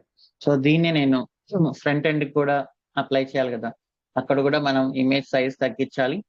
అండ్ దెన్ రూట్ యాక్సెస్ ఇవ్వకూడదు. So front end లో image size తగ్గించాలి అంటే ఇంజినిక్స్ ఆల్ పైన యూస్ చేద్దాం. ఇప్పుడు ఎంత ఉంది front end size Docker images? 193 MB ఉంది. ఇప్పుడు మనం దీన్ని తగ్గించడానికి ట్రై చేద్దాం.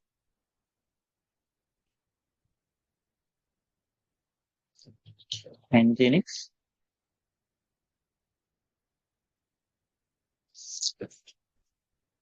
నాకు కావాల్సింది ఆల్ పైన, లేటెస్ట్ అయినా ఓకే ఇంజినిక్స్ లో.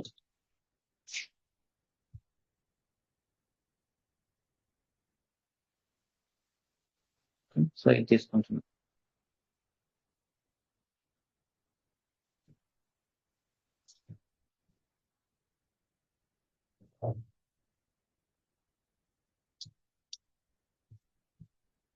ఫ్రమ్ ఇంజినిక్స్, ఓకే ఇది.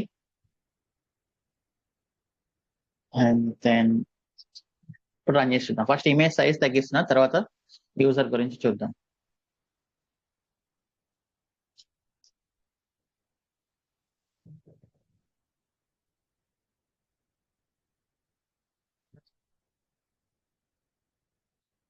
Okay, it full 3D front end docker build -t front end :1.0.0 dot.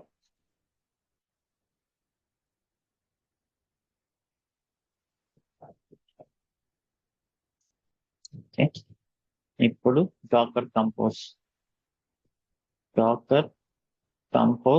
up -d front end start అయింది. But we need to see docker images ఎంత ఉందో చూద్దాం.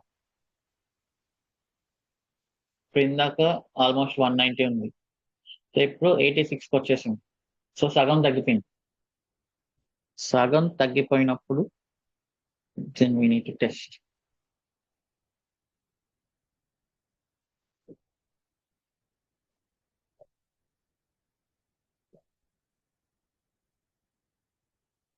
Okay, work అవుతుంది.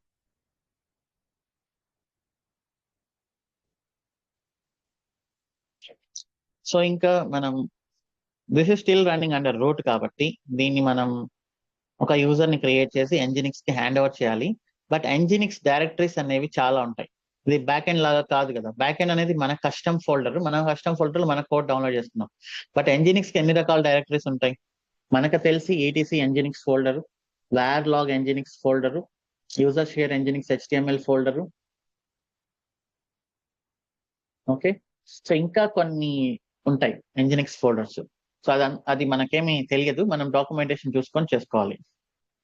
Run nginx container as non root. Okay, ఆ directories అవన్నీ మనం create చేసుకొని మరీ చేయాల్సి వస్తుంది. ఆల్పైన్ ఇమేజ్ కదా.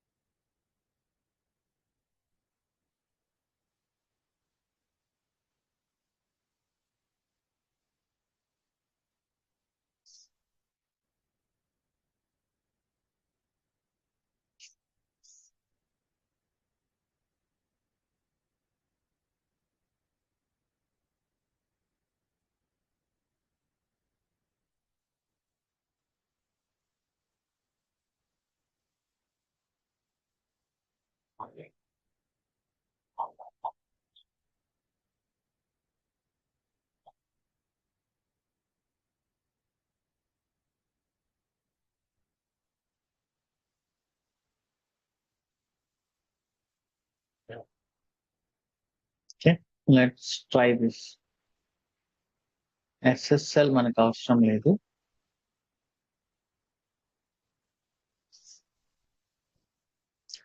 Nginx కి చాలా లొకేషన్స్ లో ఉంటాయి.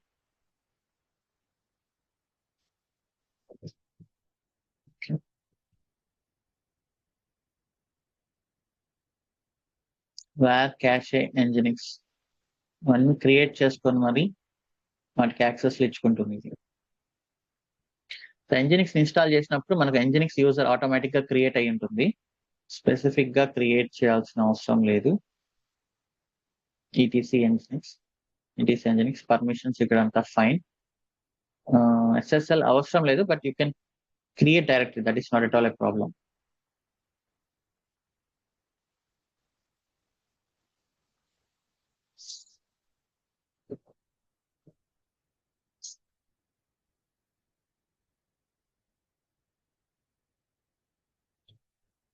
సో ఫైనల్ గా మనం ఏంటి, యూజర్ Nginx అనేది ఇవ్వాలి.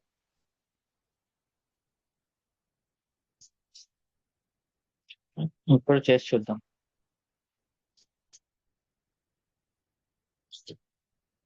git pull cd front end docker build -t front end : 1.0.0 dot.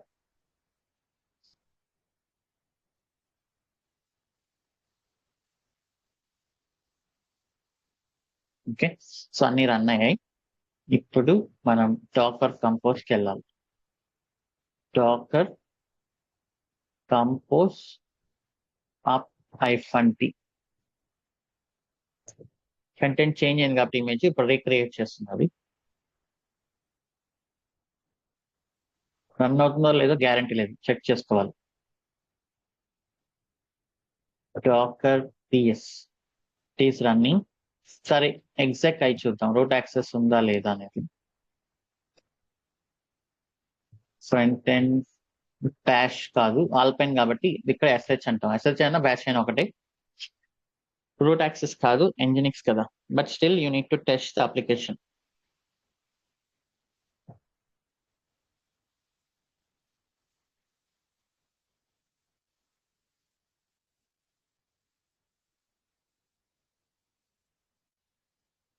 Okay, work అయింది.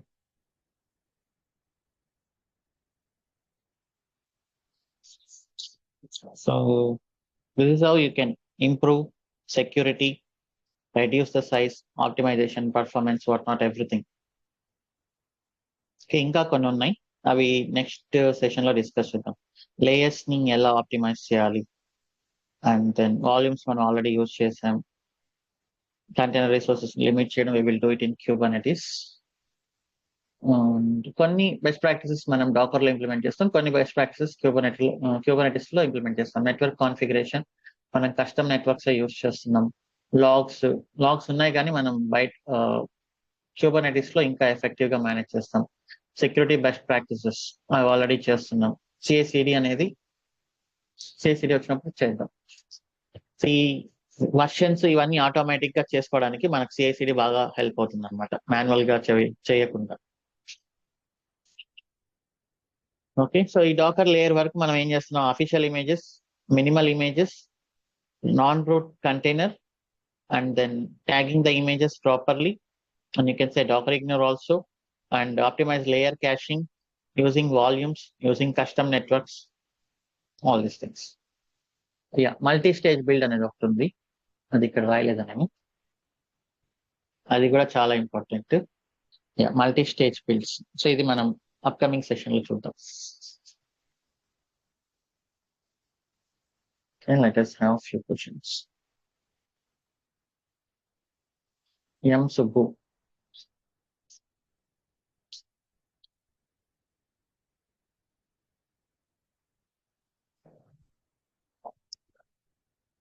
So we almost completed more than 50% of the sessions. Okay, M Subbu, you can unmute and speak. Okay. Another one, Kujula.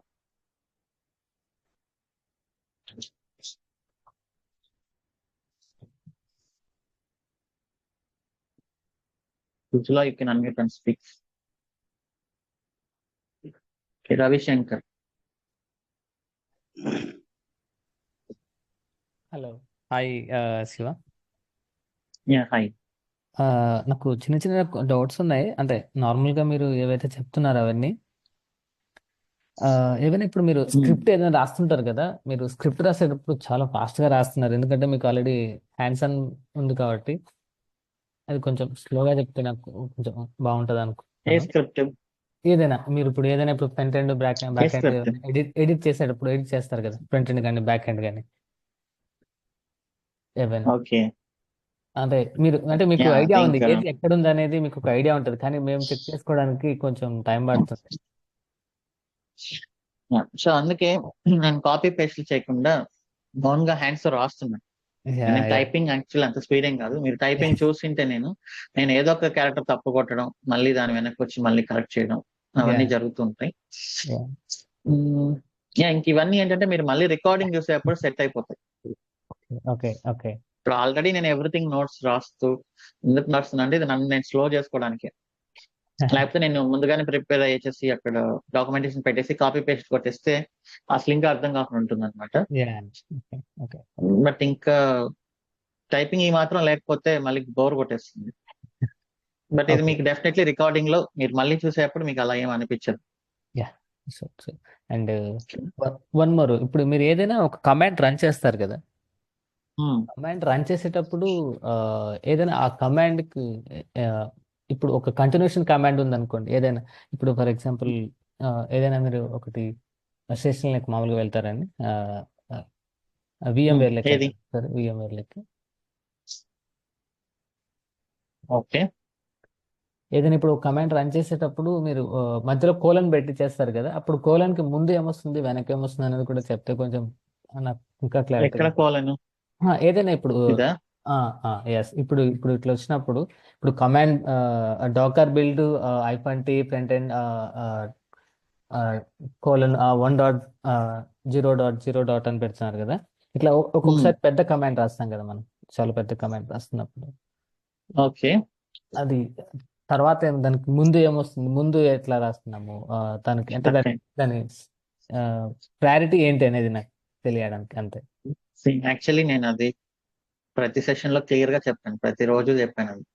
మీరు previous sessions చూసింటే ఇట్లా yes ఇక్కడ yes image ఇట్లా name ఇలా colon version అని ఇంత neat గా రాశాను ఇక్కడ నేను.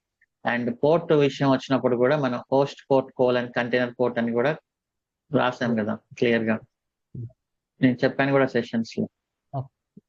చెప్పారు. అండ్ ఈ రోజు కూడా అది హైఫన్ ఓకే వి అండర్స్టాండ్, వచ్చినప్పుడు కానీ కానీ ఏంటంటే మనం మీరు ఈ రోజు చెప్పింది ఈ రోజే ప్రాక్టీస్ చేయడానికి కొంచెం టైం పడుతుంది కాబట్టి మాకు కూడా జస్ట్ అందుకనేసి అంతే. యాక్చువల్లీ నేను చెప్పేది నాకు అర్థమవుతుంది. బట్ ప్రతిరోజు నేను ఇక్కడ హైఫన్ టి ఇలా ఇచ్చి ఇది image name colon version hyphen V post path అని ప్రతిసారి చెప్పడానికి practically not possible. Okay. And ఇంకొక క్వశ్చన్ ఏంటంటే, యాక్చువల్లీ ఇంతకుముందు యాన్సిబుల్ ఒక పర్సన్ ఉన్నారని చెప్పేసి మనకు చెప్పారు, గుర్తుందా మీరు యాన్సిబుల్ చేసేటప్పుడు ఆ పర్సన్ తో నేను మాట్లాడిస్తాను అని చెప్పి చెప్పారు, గుర్తుందా? అదే అయిపోయిందా అండి సెషన్ అది? గుర్తుంది. అతని పర్సన్ పేరు నాకు పేరు గుర్తు, శ్రీకాంత్ ఏదో సంథింగ్ ఏదో ఉంటుంది. Maybe he face here he can rice hand. గుర్తులేదు, మీకు గుర్తుంటే చెప్పండి. పేరు గుర్తులేదు అందుకే నాకు సడన్ గా. అది అయిపోయిందా అండి? అది అయిపోయిందా అది అతను చెప్పమని చెప్పాము, అతను చెప్పాడు. దాని తర్వాత మళ్ళీ అతని దగ్గర నుంచి ఎక్స్ప్లెనేషన్ తీసుకోలేదు. ఫేస్ హియర్ ఈ కెన్ నాని అనుకుంటున్నా, అతను ఇక్కడ జాయిన్ అవ్వలేదు. మీరు ఒకవేళ కావాలంటే స్లాక్ లో కమ్యూనికేట్ అవ్వండి. Yeah okay okay next session అతను వచ్చినప్పుడు మనం చూద్దాం. యా అది ఆ సెషన్ మనకు ఉంటుందా, మనం ఇస్తారా? మామూలుగా ఏం లేదా, అయిపోయింది కదా, అయిపోయినది ఆల్రెడీ. అతను ఇంట్రెస్ట్ ఉంటే అతను ఇస్తాడు, అతను ఇంట్రెస్ట్ లేకపోతే మనం ఓకే. ఇంకో క్వశ్చన్ ఏంటంటే, ఇప్పుడు ఆన్సిబుల్ లాగా ఇప్పుడు ఏదైతే ఒక పర్సన్ ఉన్నారు కదా, అట్లా టెరాఫామ్ మీద కూడా ఎవరైనా చేసేవాళ్ళు ఎవరైనా ఉంటే అట్లా ఇస్తే బెటర్ ఏమో కదా. అది మనకు తెలియదు, అది వాళ్ళు అక్కడ చెప్పాలి. వాళ్ళు చెప్పినా చెప్పకపోయినా నేను చెప్పేది మొత్తం కవర్ మీరు చేస్తున్నాను. చెప్తున్నారు. బట్ అదేంటంటే వాళ్ళు చెప్తే ఇంకొకటి ఉంటుందని మనం అడిగాము. బట్ అది మనకు తెలియదు కదా, వాళ్ళంతా వాళ్ళు చెప్పాలి మనకు. ఒక ప్రాక్టికల్ గా చేసేది చెప్తే, ప్రాక్టికల్ తను ఏమేమి ప్రాబ్లమ్స్ ఫేస్ చేశారనేది మనకు కూడా ఒక తెలుస్తుంది అనమాట. ఇప్పుడు విష్ణుప్రియ అనేది చెప్పింది కదా చాలా సెషన్స్ లో వాళ్ళు టెరాఫామ్ లో ఏం చేస్తారు. చెప్పారు.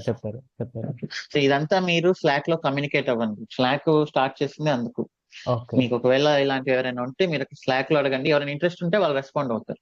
Yeah, sure. Okay. Yeah, that's all. అంతే. థ్యాంక్స్ అండి. KV Narayan most well. Hello hi Shiv sir. గారు. Yeah, hi. యాక్చువల్గా ఇక్కడ మనము ఫ్రంట్ ఎండ్ సైజ్ ఇంక్రీజ్ చేసాం కదా. డిక్రీజ్ చేశాను. సో మీకు డిక్రీజ్ చేసాం మనం. సో ఆప్టిమైజేషన్ టెక్నిక్ యూజ్ చేసి, so in case after some time user use చేసేటప్పుడు ఇన్ కేస్ సమ్ మెమరీ పెరగడము, ఇంక్రీజ్ అవ్వడం, దానివల్ల అప్పుడు మనం మళ్ళా ఇంక్రీజ్ చేయాల్సి వస్తుంది కదా మెమరీ. సో ఆ కేసు పాసిబిలిటీ ఉండదా రియల్ టైంలో? అంటే ఒకసారి ఆప్టిమైజ్ ఇదే చేసిన ఇంకా బేస్ తర్వాత వాయిస్. యా, ఒకసారి ఆప్టిమైజ్ చేసిన తర్వాత ఇక ఏం చేంజ్ అవుతుంది ఇక్కడ? ఇది చేంజ్ అవుతుందా ప్రతిసారి?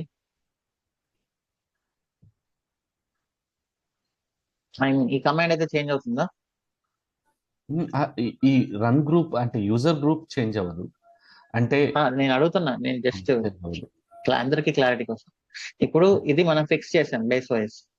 ఈ కమాండ్ అయితే చేంజ్ అవ్వదు కదా. Yes, sir.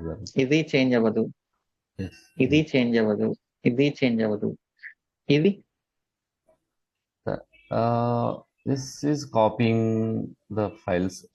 This is no possibility. No this will be changed. ఇక్కడ ఫైల్ నేమ్ గా చూడాల్సింది, ఫైల్ లోపల ఉండే కంటెంట్. ఓకే, కంటెంట్ ఇక్కడ కోడ్ కదా, ఇది కోడ్ కదా. సో ఈ ఫైల్ లోపల ఉండే కంటెంట్ చేంజ్ అవుతుంది కదా. అవును. ఫైల్ లోపల ఉండే కంటెంట్ చేంజ్ అయినప్పుడు, ఫర్ ఎగ్జాంపుల్ మీరు ఎక్స్ట్రా లైబ్రరీస్ యాడ్ చేసి ఉండొచ్చు, ఉన్న లైబ్రరీస్ డిలీట్ చేసి ఉండొచ్చు. ఇవి చేంజ్ అయితే ఇది కూడా చేంజ్ అవుతుంది, ఇది చేంజ్ అవ్వదు. సో ఇక్కడ చేంజ్ అయ్యేది ఎప్పుడు కూడా ఓన్లీ కోడ్ మాత్రమే. అవును. మిగతా ఏవి చేంజ్ అవ్వవు. వన్స్ ఇది వర్క్ అయింది అంటే ఇది కంటిన్యూస్ గా వర్క్ అవుతూనే ఉంటుంది. ఒకవేళ రేపొద్దున Node.js 20 కాకుండా మనం 22కి అప్గ్రేడ్ అవ్వాలనుకున్నప్పుడు అప్పుడు ఏం చేస్తాం, మళ్ళీ టెస్ట్ చేస్తారు డెవలప్మెంట్ ఎన్విరాన్మెంట్ లో. 20ని తీసేసి 22 బేస్ వాయిస్ పెట్టుకొని, 22 బేస్ వాయిస్ పెట్టిన ఈ కమాండ్ చేంజ్ అవ్వదు, ఈ కమాండ్ చేంజ్ అవ్వదు, ఇది చేంజ్ అవ్వదు. అప్పుడు ఏం చెక్ చేస్తారు వాళ్ళు, ఇక్కడ ఇంక్లూడ్ చేసిన లైబ్రరీస్ 22 OS పైన కంపాటబిలిటీ ఉందా లేదా అనేది చెక్ చేసుకుంటారు. Node.js 22 అనేది కొత్త వర్షన్ వచ్చినప్పుడు ప్రీవియస్ సింటాక్స్ కొన్ని డెప్రికేట్ చేస్తారు కదా వాళ్ళు. అవునండి. సో అవి వాళ్ళు రిలీజ్ డాక్యుమెంటేషన్ చూసుకొని Node.js 22 లో ఏం చేంజెస్ వచ్చాయి, దానివల్ల మనకు ప్రెసెంట్ ఉండే కోడ్ ఏమైనా ఎఫెక్ట్ అవుతుందా, అదంతా డెవలపర్స్ చూసుకొని వాళ్ళు టెస్ట్ చేసుకుంటారు. That is their work. Okay. అంటే ఇప్పుడు ఈవెన్ మనం ఎక్స్టర్నల్ కోడ్ యాడ్ గ్రూప్ కానీ, ఇవన్నీ మేక్ డైరెక్టరీ కానీ, I mean change the ownership కానీ, ఇవన్నీ ఎక్స్ట్రాగా యాడ్ చేసినా కూడా ఆప్టిమైజేషన్ టెక్నిక్ ఎలా అప్లై అయ్యింది ఇండైరెక్ట్ గా? ఆప్టిమైజేషన్ అంటే ఇక్కడ ఎంత సైజ్ తగ్గిపోయింది కదా, బేస్ వైజ్ సైజ్ తగ్గిపోయింది కదా. ఇక్కడ దీని వల్ల ఎంత మెమరీ వస్తుంది అనుకుంటున్నారు మీరు? ఫర్ ఎగ్జాంపుల్ ఈ ఫైల్ మెమరీ ఎంత అనుకుంటున్నారు? చాలా తక్కువే ఉంటుంది, జస్ట్ కేబీస్ లో ఉంటుంది, జస్ట్ కేబీస్ లో ఉంటుంది. ఇక్కడ మెమరీ అంతా ఇక్కడ ఓఎస్ లోంచి మెమరీ వస్తుంది, ఓఎస్ సైజ్ తగ్గించేసాం మనం. ఓకే, మెయిన్ ఓఎస్ సైజ్ తగ్గించాం. సో రిమైనింగ్ చాలా మిగతాదంతా కేబీస్ ఇవన్నీ. ఓకే, ఇన్ కేస్ అంటే పాసిబుల్ అవ్వదా ఎప్పుడు, అంటే ఆ కేసు ఉండదా అని నా డౌట్. ఒకవేళ వాళ్ళు ఏమైనా ఇక్కడ హెవీగా బై మిస్టేక్ .js ఫైల్స్ లో 1,00,000 లైన్లో 10,00,000 లైన్లో యాడ్ చేసి బై మిస్టేక్ అది యాడ్ చేస్తే సైజ్ మారుతుంది తప్ప ఇంకా సైజ్ ఇక్కడ మారేదంటూ ఇవి మాత్రమే. ఓకే, అంటే దిస్ ఇస్ ఫ్రంట్ ఎండ్ లో జస్ట్ మనం పుష్ చేస్తాం కాబట్టి data, there is no storage level ఉండదు ఇక్కడ పెద్ద. కానీ ఇప్పుడు ఫర్ ఎగ్జాంపుల్ మనం బ్యాక్ ఎండ్ లో డేటాబేస్ ఆప్టిమైజేషన్ చేస్తాము. సో ఆ కేసులో దెర్ ఇస్ అ పాసిబిలిటీ కదా అనే పాయింట్, అంతే, ఇంకేం లేదు. జస్ట్ ఆ పాసిబిలిటీ అనేది ఇక్కడ ఉంది, డేటాబేస్ ఇక్కడ ఉంది. డేటాబేస్ కి బ్యాక్ ఎండ్ కి ఎలాంటి సంబంధం లేదు, జస్ట్ కనెక్షన్ తప్ప. బ్యాక్ ఎండ్ కి సంబంధం అంటే ఆప్టిమైజ్ చేస్తాం కదా మనం, డేటాబేస్ మెమరీ కూడా డిక్రీజ్ చేస్తాం కదా మనం ఆప్టిమైజ్. డేటాబేస్ మెమరీని ఎవరు డిక్రీజ్ చేయము యాక్చువల్లీ. ఓకే, సో డేటాబేస్ ని జనరల్ గా database is not coming in to application. Database అనేది అప్లికేషన్ కిందికి రాదు, అది స్టేట్ఫుల్ అనమాట. నేను ఊరినే ఇక్కడ ప్రాక్టీస్ కోసం పెడుతున్నాం. మనం డేటాబేస్ ని ఏం చెప్పాము, ఆర్డిఎస్ లో మెయింటైన్ చేయాలని చెప్పాం కదా. అవునండి. So databases are not recommended to run as containers. Okay, only applications మాత్రమే. ఓకే. డేటాబేస్ ని ఆప్టిమైజ్ చేసిన మోస్ట్లీ చేయకూడదు. ఒకవేళ చేసినా కూడా స్టోరేజ్ అయితే ఏమి టచ్ చేయలేం మనం. వ్యార్లిబ్ అది ఉంది కదా, ఆ స్టోరేజ్ అని ఏం తీసుకుంటుంది, హోస్ట్ స్టోరేజే కదా అది అల్టిమేట్ గా. అవునండి. అవునండి. ఇక్కడ కంటైనర్స్ లో స్టోరేజ్ ఏంటి, హోస్టే కదా ఇది. అవును, అవును, అవును. ఇక్కడ ఇది పెరుగుతూ ఉంటుంది, ఇది పెరిగినా నో ప్రాబ్లం. ఓకే. కంటైనర్ దీన్ని ఇక్కడ నుంచి రిఫర్ చేసుకుంటుంది. కంటైనర్ సైజ్ మాత్రం పెరగదు, పెరిగితే స్టోరేజ్ పెరుగుతుంది అంతే. ఓకే. ఓకే. ఓకే అండి. No, yeah, I'm clear. బషి. Yeah, hi Shiva, good morning. Hi, good morning. So అది ఒకసారి ఇప్పుడు చేసిన ఫైల్ ఓపెన్ చేస్తారా? వాల్యూమ్స్ చేసాం కదా డాకర్ కంపోజ్ లో. ఇందులో వాల్యూమ్స్ MySQL కి వాల్యూమ్స్ ఇచ్చాము. ఇక్కడ మనం డెస్టినేషన్ ఇచ్చాం కదా, MySQL varlib MySQL అని. మరి ఇట్ ఈస్ సోర్స్. ఇది destination container. So what is the source? What is the source for this MySQL mapping? MySQL folder. Okay, got it. MySQL folder. So it is taking from .MySQL, right? ఇక్కడ నుంచి అయితే మనం Dakar compose ఏం చేస్తున్నాము ఇక్కడ. So this is equivalent to Docker volume create MySQL. Okay, ఇక్కడ volume create చేసాము, create చేస్తున్నాను ఇక్కడ మనం ఇచ్చాము. Okay,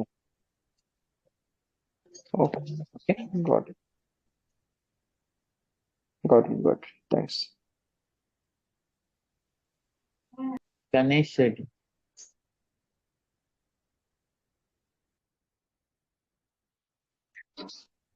Hi sir, this is Subbu sir. Hi. Yeah, hi Subbu. Yes. Sir, ఏంటంటే సార్ ఇది యాక్చువల్లీ నేను అమౌంట్ పేమెంట్ చేసిన తర్వాత 15 days వరకు నాకు లాగిన్ కాలేదు సార్. ఓకే. తర్వాత 15 days లోపల మీన్ వైల్ నేను ఆ మెసేజ్ చేస్తూనే ఉన్నాను. ఒక అది నంబర్ ఒకటి నుంచి చూడండి, ఆ నంబర్ కి చేస్తూనే ఉన్నాను కానీ రాలేదు. మీరు పెట్టిన 9 క్లాసెస్ ఉన్నాయి కదా, ఆ లెసన్స్ వింటూ ఉన్నాను. తర్వాత ఈ 15 days గ్యాప్ వచ్చేప్పటికి నాకు డిస్కంటిన్యూటీ అయిపోయింది కొద్దిగా బాగా క్లాసెస్. 15 days కాదు, ఆల్మోస్ట్ 2 months దాటిపోయింది స్టార్ట్ చేసి. అది అయింది సార్. తర్వాత వింటూనే వస్తున్నాను కానీ ఈ తర్వాత 15 days తర్వాత మొత్తం స్క్రీన్ షాట్స్ అన్ని ఎవరు మేడం గారు, ఆ మేడం గారికి పెడితే అప్పుడు ఈ లాగిన్ ఇచ్చారు అకౌంట్. ఓకే. సో అక్కడ నుంచి కొద్దిగా ఈ లాగింగ్ లోనే వస్తున్నాను సార్. మీరు కొంచెం లాగ్ ఉన్నా కూడా డాకర్ కంపోజ్, డాకర్ అనేది పెద్ద డిపెండెన్సీ లేదు ప్రీవియస్ వాటికి. Sir okay sir. కానీ ఇది మీరు ప్రెసెంట్ రీచ్ డాకర్ అవ్వగలనా అనేది సార్? అట్లా ఏం లేదు, రీచ్ అవ్వచ్చు. మీరు డాకర్ అనేది స్టార్ట్ చేసి ఓకే ప్రీవియస్వి మెల్లగా కంప్లీట్ చేసుకుంటూ రండి. ఓకే. మీరు రీసెంట్ గానే జాయిన్ అయ్యారా? Just 15 days బ్యాకేనా? 15 days బ్యాక్ కాదు, January 5th పేమెంట్ చేస్తున్నాను. అవన్నీ సేల్స్ థింగ్స్ నాకు పెద్ద తెలియదు. సరే అది కాదు. సంహౌ మీకు డిలే అయినప్పుడు పర్లేదు, మీకు డాకర్ అర్థం అవుతుంటే ఇవి డాకర్ నేర్చుకుంటూ ప్యారల్ గా ప్రీవియస్ క్లాసెస్ కంప్లీట్ చేయండి. ఓకే. అవును సార్. అంటే నేను పేమెంట్ విషయం గురించి దాని గురించి కాదు, నాకు లాగిన్ త్వరగా వచ్చేస్తుంటే నేను కంటిన్యూ చేసేవాడిని. తెలియదు ఎందుకు డిలే అయిందో. తర్వాత ఈ గ్యాప్ అనేది అలా కంటిన్యూ అవుతూ అట్లా వస్తూ ఉంటుంది. అది తర్వాత నేను అంటే ఫుల్ ఫ్లెడ్జ్డ్ కంప్లీట్ చేసేటప్పటికి అంటే లైవ్ లో వినడం కొద్దిగా మిస్ చేస్తున్నాను. లైవ్ క్లాసెస్ ఇవి చూసుకునే చెప్తున్నా, డాకర్ క్యూబర్నెటిస్ మీకు పెద్ద డిపెండెన్సీ ఉండదు ప్రీవియస్ వాటిపైన. డాకర్ క్యూబర్నెటిస్ లైవ్ లో వింటూ ప్రీవియస్ బ్యాక్లాగ్స్ కవర్ చేసుకుంటూ రండి. Okay, thank you sir. Thank you. Ganesh Reddy. Mostly. Hi Shiva, good morning. Hi, good నా మార్నింగ్. క్వశ్చన్ వచ్చేసి related to compose file Shiva. So general గా మనం ఆ కంపోజ్ ఫైల్లో so we're keeping multiple Docker files and we're running as a one service కదా. So ఇక్కడ మనం వెబ్ అప్లికేషన్ రన్ చేసాం కదా డాకర్ కంపోజ్ ఫైల్లో. So other then the web application మనం like data pipe lines applications కానీ, లేదంటే ఈటీఎల్ పైప్ లైన్స్ కానీ, లేదంటే బ్యాచ్ ప్రాసెసెస్ కానీ ఇట్లాంటివి కూడా రన్ చేయొచ్చా? ఏవైనా రన్ చేయొచ్చు. మీకు ఇవన్నీ డాకర్ లో పెడుతున్నారా? డేటా పైప్ లైన్స్ ఇవన్నీ? యా నేను వచ్చి బిగ్ డేటా అడ్మిన్ కింద వర్క్ చేస్తాను. But okay. అంటే మా ఎన్విరాన్మెంట్ లో లేదు, దాని జస్ట్ ఆస్కింగ్. ఓకే, ఏదైనా పెట్టొచ్చు ఇక్కడ. ఇక్కడ ఏంటి అంటే ఒకదానికొకటి డిపెండెంట్ ఉండే అప్లికేషన్స్ ని పెట్టుకుంటే యూజ్ ఉంటుంది. ఒకదానికొకటి సంబంధం లేని అప్లికేషన్స్ పెట్టడం వల్ల పెద్ద యూజ్ ఉండదు. Okay okay. ఇక్కడైతే మనం 3-tier ఆర్కిటెక్చర్ వెబ్ అప్లికేషన్ అనేది దాంతో లింక్ అయింది కాబట్టి అది అది ఉంది. బట్ మీకు that can be anything. Web application అనే కాదు, డేటా కానీ ఏదైనా కూడా ఒకదానికొకటి రిలేషన్ ఉంది అనుకున్నప్పుడు పెట్టొచ్చు. బట్ ఈవెన్ డాకర్ అనేది, డాకర్ కంపోజ్ అనేది ఇప్పుడు నేను ఓన్లీ టెక్నాలజీ కాన్సెప్ట్ కోసము యాజ్ వెల్ as ప్రాక్టీస్ కోసం, ఇంటర్వ్యూస్ కోసం చెప్పాను తప్ప మన everything we will do it in Kubernetes. Okay, that's it. Thank you.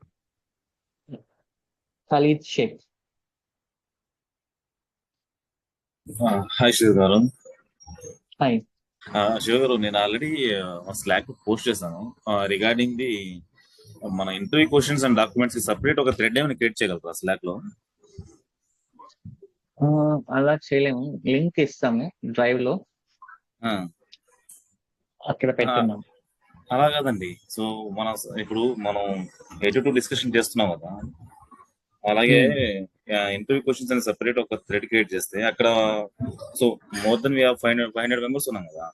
So all are we can share to the documents and మీ క్వశ్చన్స్ ఎవరి one we can share together కదా. దాంట్లో ఒక ప్లాట్ఫామ్ లాగా ఉంటుందని. ఇప్పుడు ఇక్కడ అన్ని 82 లోనే షేర్ చేస్తుంటే సో సంథింగ్ వీఆర్ మిస్సింగ్ అని. థ్రెడ్ క్రియేట్ చేస్తే మళ్ళీ కొత్త మెసేజ్ వచ్చినప్పుడు ఆ థ్రెడ్ బ్యాక్ వెళ్ళిపోతుంది. అలా కాకుండా we need to think of some common platform where everybody can put their questions. అలా చేస్తే అది యూస్ఫుల్ అవుతుంది అందరికి. మీకేమైనా ఒక ఐడియా ఉంటే ఇవ్వండి, ఏదైనా ఒక కామన్ ప్లాట్ఫామ్ ఉందా అక్కడ ఎవరైనా వచ్చి అప్డేట్ చేయడానికి? we will think. డిస్కార్డ్ అనే ఒక యాప్ ఉంది, దాంట్లో ఏమైనా చేయగలమా? డిస్కార్డ్ అనేది జస్ట్ లైక్ స్లాక్ లాగానే. ఓకే, దాంట్లో ఏమో మనం చేయగలం అని చెప్పేసి చూసానండి. అది స్లాక్ లాగానే, అది కూడా messaging platform. Okay, messaging platform కాదు కావాల్సింది ఇక్కడ, ఒక కామన్ ప్లాట్ఫామ్ ఎవరైనా వచ్చి అప్డేట్ చేసేలాగా. ఓకే, సరే నేను చూస్తాను. Okay okay okay, thanks. Laxman.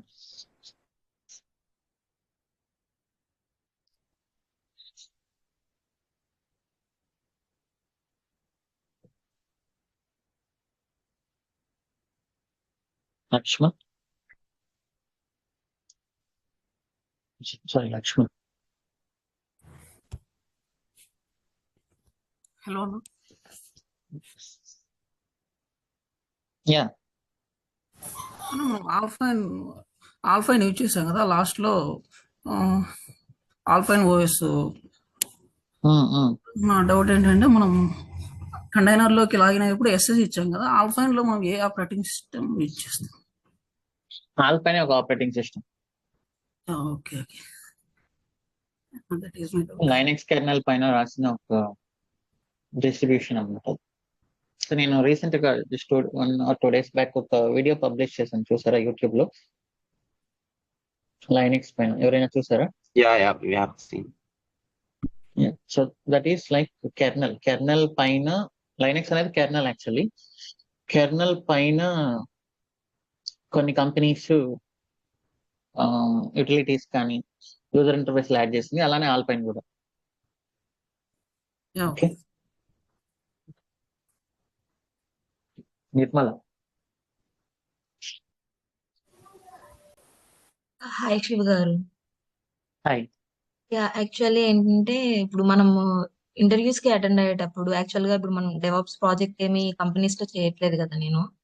And ఇప్పుడు నేను ఓకే అవుతున్నాను. ప్రీవియస్ గా కొన్ని సెషన్స్ అంటే లేట్ గా జాయిన్ అయ్యాను అనమాట. అవి ఇవి కంబైన్ చేసి చూస్తున్నాను. బట్ ఏంటంటే ఓకే ప్రీవియస్ గా నేను అప్డేట్ చేశాను అనమాట రెజ్యూమ్. కొంతమంది కాల్స్ ఇట్లా అటెండ్ అయినప్పుడు మనం చెప్పే సెల్ఫ్ ఇంట్రడక్షన్ ఎగ్జాక్ట్ అంటే కొంచెం పర్ఫార్మెన్స్ కరెక్ట్ గా ఇస్తే నెక్స్ట్ దాని మీద బేస్ చేసుకునే కదా వాళ్ళు మనల్ని క్వశ్చన్స్ అడుగుతారు.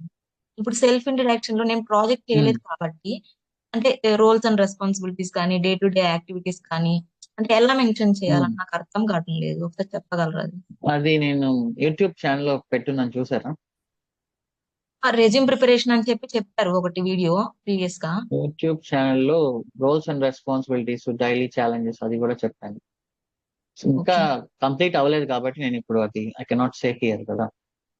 సో యా బట్ ఏంటంటే కంప్లీట్ అయినప్పుడు అందరికి క్లారిటీ వస్తుంది. బట్ మీకు ఎవరికైనా ముందుగానే చూడాలన్నప్పుడు యూట్యూబ్ ఛానల్లో పెట్టున్నాం already. Okay. So yeah search our channel, recent గానే ఉన్నది. ఓకే. ఓకే ఇప్పుడు మనం Yeah. చెప్పేటప్పుడు వాళ్ళకి అంటే ప్రీవియస్ ప్రాజెక్ట్ చేయలేదని చెప్పి వాళ్ళకి ఐడెంటిఫై చేయగలుగుతారా మనం చెప్పే ఆన్సర్స్ లో? ప్రాజెక్ట్ లేదని కాదు, మనం చేస్తున్నదే ప్రాజెక్టు. అది మిమ్మల్ని కన్విన్స్ చేయడానికి నాకు చాలా టైం పడుతుంది యాక్చువల్లీ. ఓకే, ప్రాజెక్ట్ అనేది ఏంటి అనేది అదే నేను అక్కడ సెషన్ లో చెప్పాను. యాక్చువల్ గా ప్రాజెక్ట్ చేయలేదు అని కాదు, యాక్చువల్లీ మనం యాక్చువల్ గా రియల్ టైంలో చేసే ప్రాజెక్ట్ కంటే ఎక్కువే చేస్తున్నాం. రియల్ ప్రాజెక్ట్ లో మీకు ఫ్రమ్ ద స్క్రాచ్ ఇంప్లిమెంటేషన్ చేసే ఛాన్స్ ఎవరు ఇవ్వరు. అండ్ ప్రాజెక్ట్ విషయానికి వస్తే డెవాప్స్ గా అసలు ఇంతవరకు నేను ఎక్స్పెన్స్ ప్రాజెక్ట్ ఓపెన్ చేసి చూసాను కోడ్ లోపల ఏముందనేది. యా సో డెవాప్స్ పరంగా ప్రాజెక్ట్ అంటే ఏంటి అంటే, డెవాప్స్ పరంగా ప్రాజెక్ట్ అంటే మీరు కంటైనర్స్ ని ఎలా చేస్తున్నారు, ప్రాజెక్ట్ అవసరమైన కంటైనర్స్ ని, ప్రాజెక్ట్ అవసరమైన ఇన్ఫ్రాస్ట్రక్చర్ ని ఎలా క్రియేట్ చేస్తున్నారు. ఇప్పుడు అది ఎక్స్పెన్స్ అయినా వేరే ఏ ప్రాజెక్ట్ అయినా VPCలు, లోడ్ బ్యాలెన్సర్లు, ఆటో స్కేలింగ్లు, రౌట్ 53లు, CDNలు ఇవన్నీ సేమే కదా. యా డెవలపర్కి వచ్చేప్పటికి మాత్రమే ప్రాజెక్ట్ అనేది important. Because they know how to develop, they have to explain what they developed అనేది. ఇప్పుడు బ్యాంకింగ్ అనేది వచ్చినప్పుడు బ్యాంకింగ్ లో దేనిపైన పనిచేస్తున్నాం, క్రెడిట్ కార్డ్ పైన పనిచేస్తున్నాం, క్రెడిట్ కార్డ్ లో ఏం చేస్తున్నాం, సో ఎలా వస్తుంది, అది అక్కడ ఉండాల్సిన డొమైన్ నాలెడ్జ్. సో డెవాప్స్ కి డొమైన్ నాలెడ్జ్ కాదు, అది ఇది can be expensive, it can be వేరే ఎంత పెద్ద ప్రాజెక్ట్ అయినా, ఏ ప్రాజెక్ట్ అయినా మనం ఇన్ఫ్రాస్ట్రక్చర్ క్రియేట్ చేయడము, మన కంటైనర్స్ క్రియేట్ చేయడము, పైప్ లైన్స్ క్రియేట్ చేయడము, క్యూబర్నెటిస్, ఆన్సిబుల్ ఇవన్నీ సేమే అనమాట. ఓకే, ఇక్కడ పెద్ద ప్రాజెక్ట్ కి చిన్న ప్రాజెక్ట్ కి డిఫరెన్స్ ఏంటి? ఇక్కడ వచ్చేసరికి ఫర్ ఎగ్జాంపుల్ ఇక్కడ JS ఫైల్స్ కొన్ని ఎక్కువ ఉంటాయి, package.json లో ఎక్కువ ఉంటాయి, అసలు అది మనకు సంబంధం కూడా లేదు. బట్ ఇదైతే సేమే మొత్తం. ఓకే, సో ఇదంతా నేను అక్కడ డీటెయిల్ గా అక్కడ చెప్పాను, రోల్స్ అండ్ రెస్పాన్సిబిలిటీస్ అనే వీడియో ఛానల్ లో. అండ్ ఇంకొక డౌట్ ఏంటంటే షో యూ. ఇప్పుడు ఒక డెవాప్స్ ఇంజనీర్ అని మనం చెప్పినప్పుడు అంటే మనం అన్ని టూల్స్ మీద వర్క్ చేయం కదా యాక్చువల్ గా అయితే ప్రాజెక్ట్ లో మనం. మీరు అడిగేవన్నీ నేను ఇప్పుడు ఎక్స్ప్లెయిన్ చేస్తే అది ఇంకా నేను అసలు మన స్టేజ్కి రాలేదు. ఓకే ఓకే, ఓకే బట్ మీరు ఎర్లీగా ఉన్నారు, మనం ఆ స్టేజ్కి అయితే ఇంకా రాలేదు కాబట్టి ఆ స్టేజ్కి వచ్చినప్పుడు డిస్కస్ చేద్దాం. బట్ ఆ లోపు మీరు ఛానల్లో ఉన్నాయి, ఒకసారి చూడండి. రెజ్యూమ్ సెషన్స్ ఉన్నాయి, రోల్స్ అండ్ రెస్పాన్సిబిలిటీస్ ఉన్నాయి, ఛాలెంజెస్ ఉన్నాయి, యా సెల్ఫ్ ఇంట్రడక్షన్ ఉంది, ఎవ్రీథింగ్ ఉంది. Okay okay sure, thank you. Yes. Venkatesh. Hi Shiva. Venkatesh. Hi Shiva garu, good morning. Hi. ఇక్కడ బ్యాక్ ఎండ్ డాకర్ ఫైల్ లో మనం ఎన్వైరన్మెంట్ వేరియబుల్ చెప్పండి, ఎవరు? వెంకటేష్. వెంకటేష్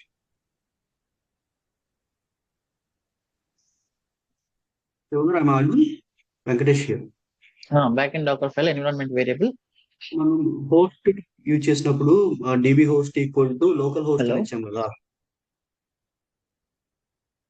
వాయిస్ కొంచెం డిస్టర్బింగ్ గా వస్తుంది. ఇప్పుడు ఓకే అండి? Okay, yeah. DB host equal to local host అని ఇచ్చాం కదా. వాయిస్ ప్రాపర్ గా రావట్లేదు. ఇచ్చాము. సో అక్కడ పోర్ట్ ఇవ్వాల్సిన అవసరం లేదా? లోకల్ హోస్ట్ కోలన్ పోర్ట్ ఇవ్వాల్సిన ఎస్ అవసరం ఇచ్చాము, లేదా? చెప్పండి. ప్లస్ అవసరం లేదు, కోడ్ లో హ్యాండిల్ చేస్తున్నాం.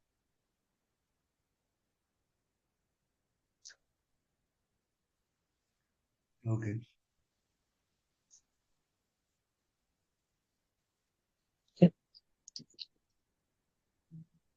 డిఫాల్ట్ పోర్ట్ 3306 తీసుకుంటుంది automatic. Thank you, that's all for today session. Have a nice weekend. See you in next session.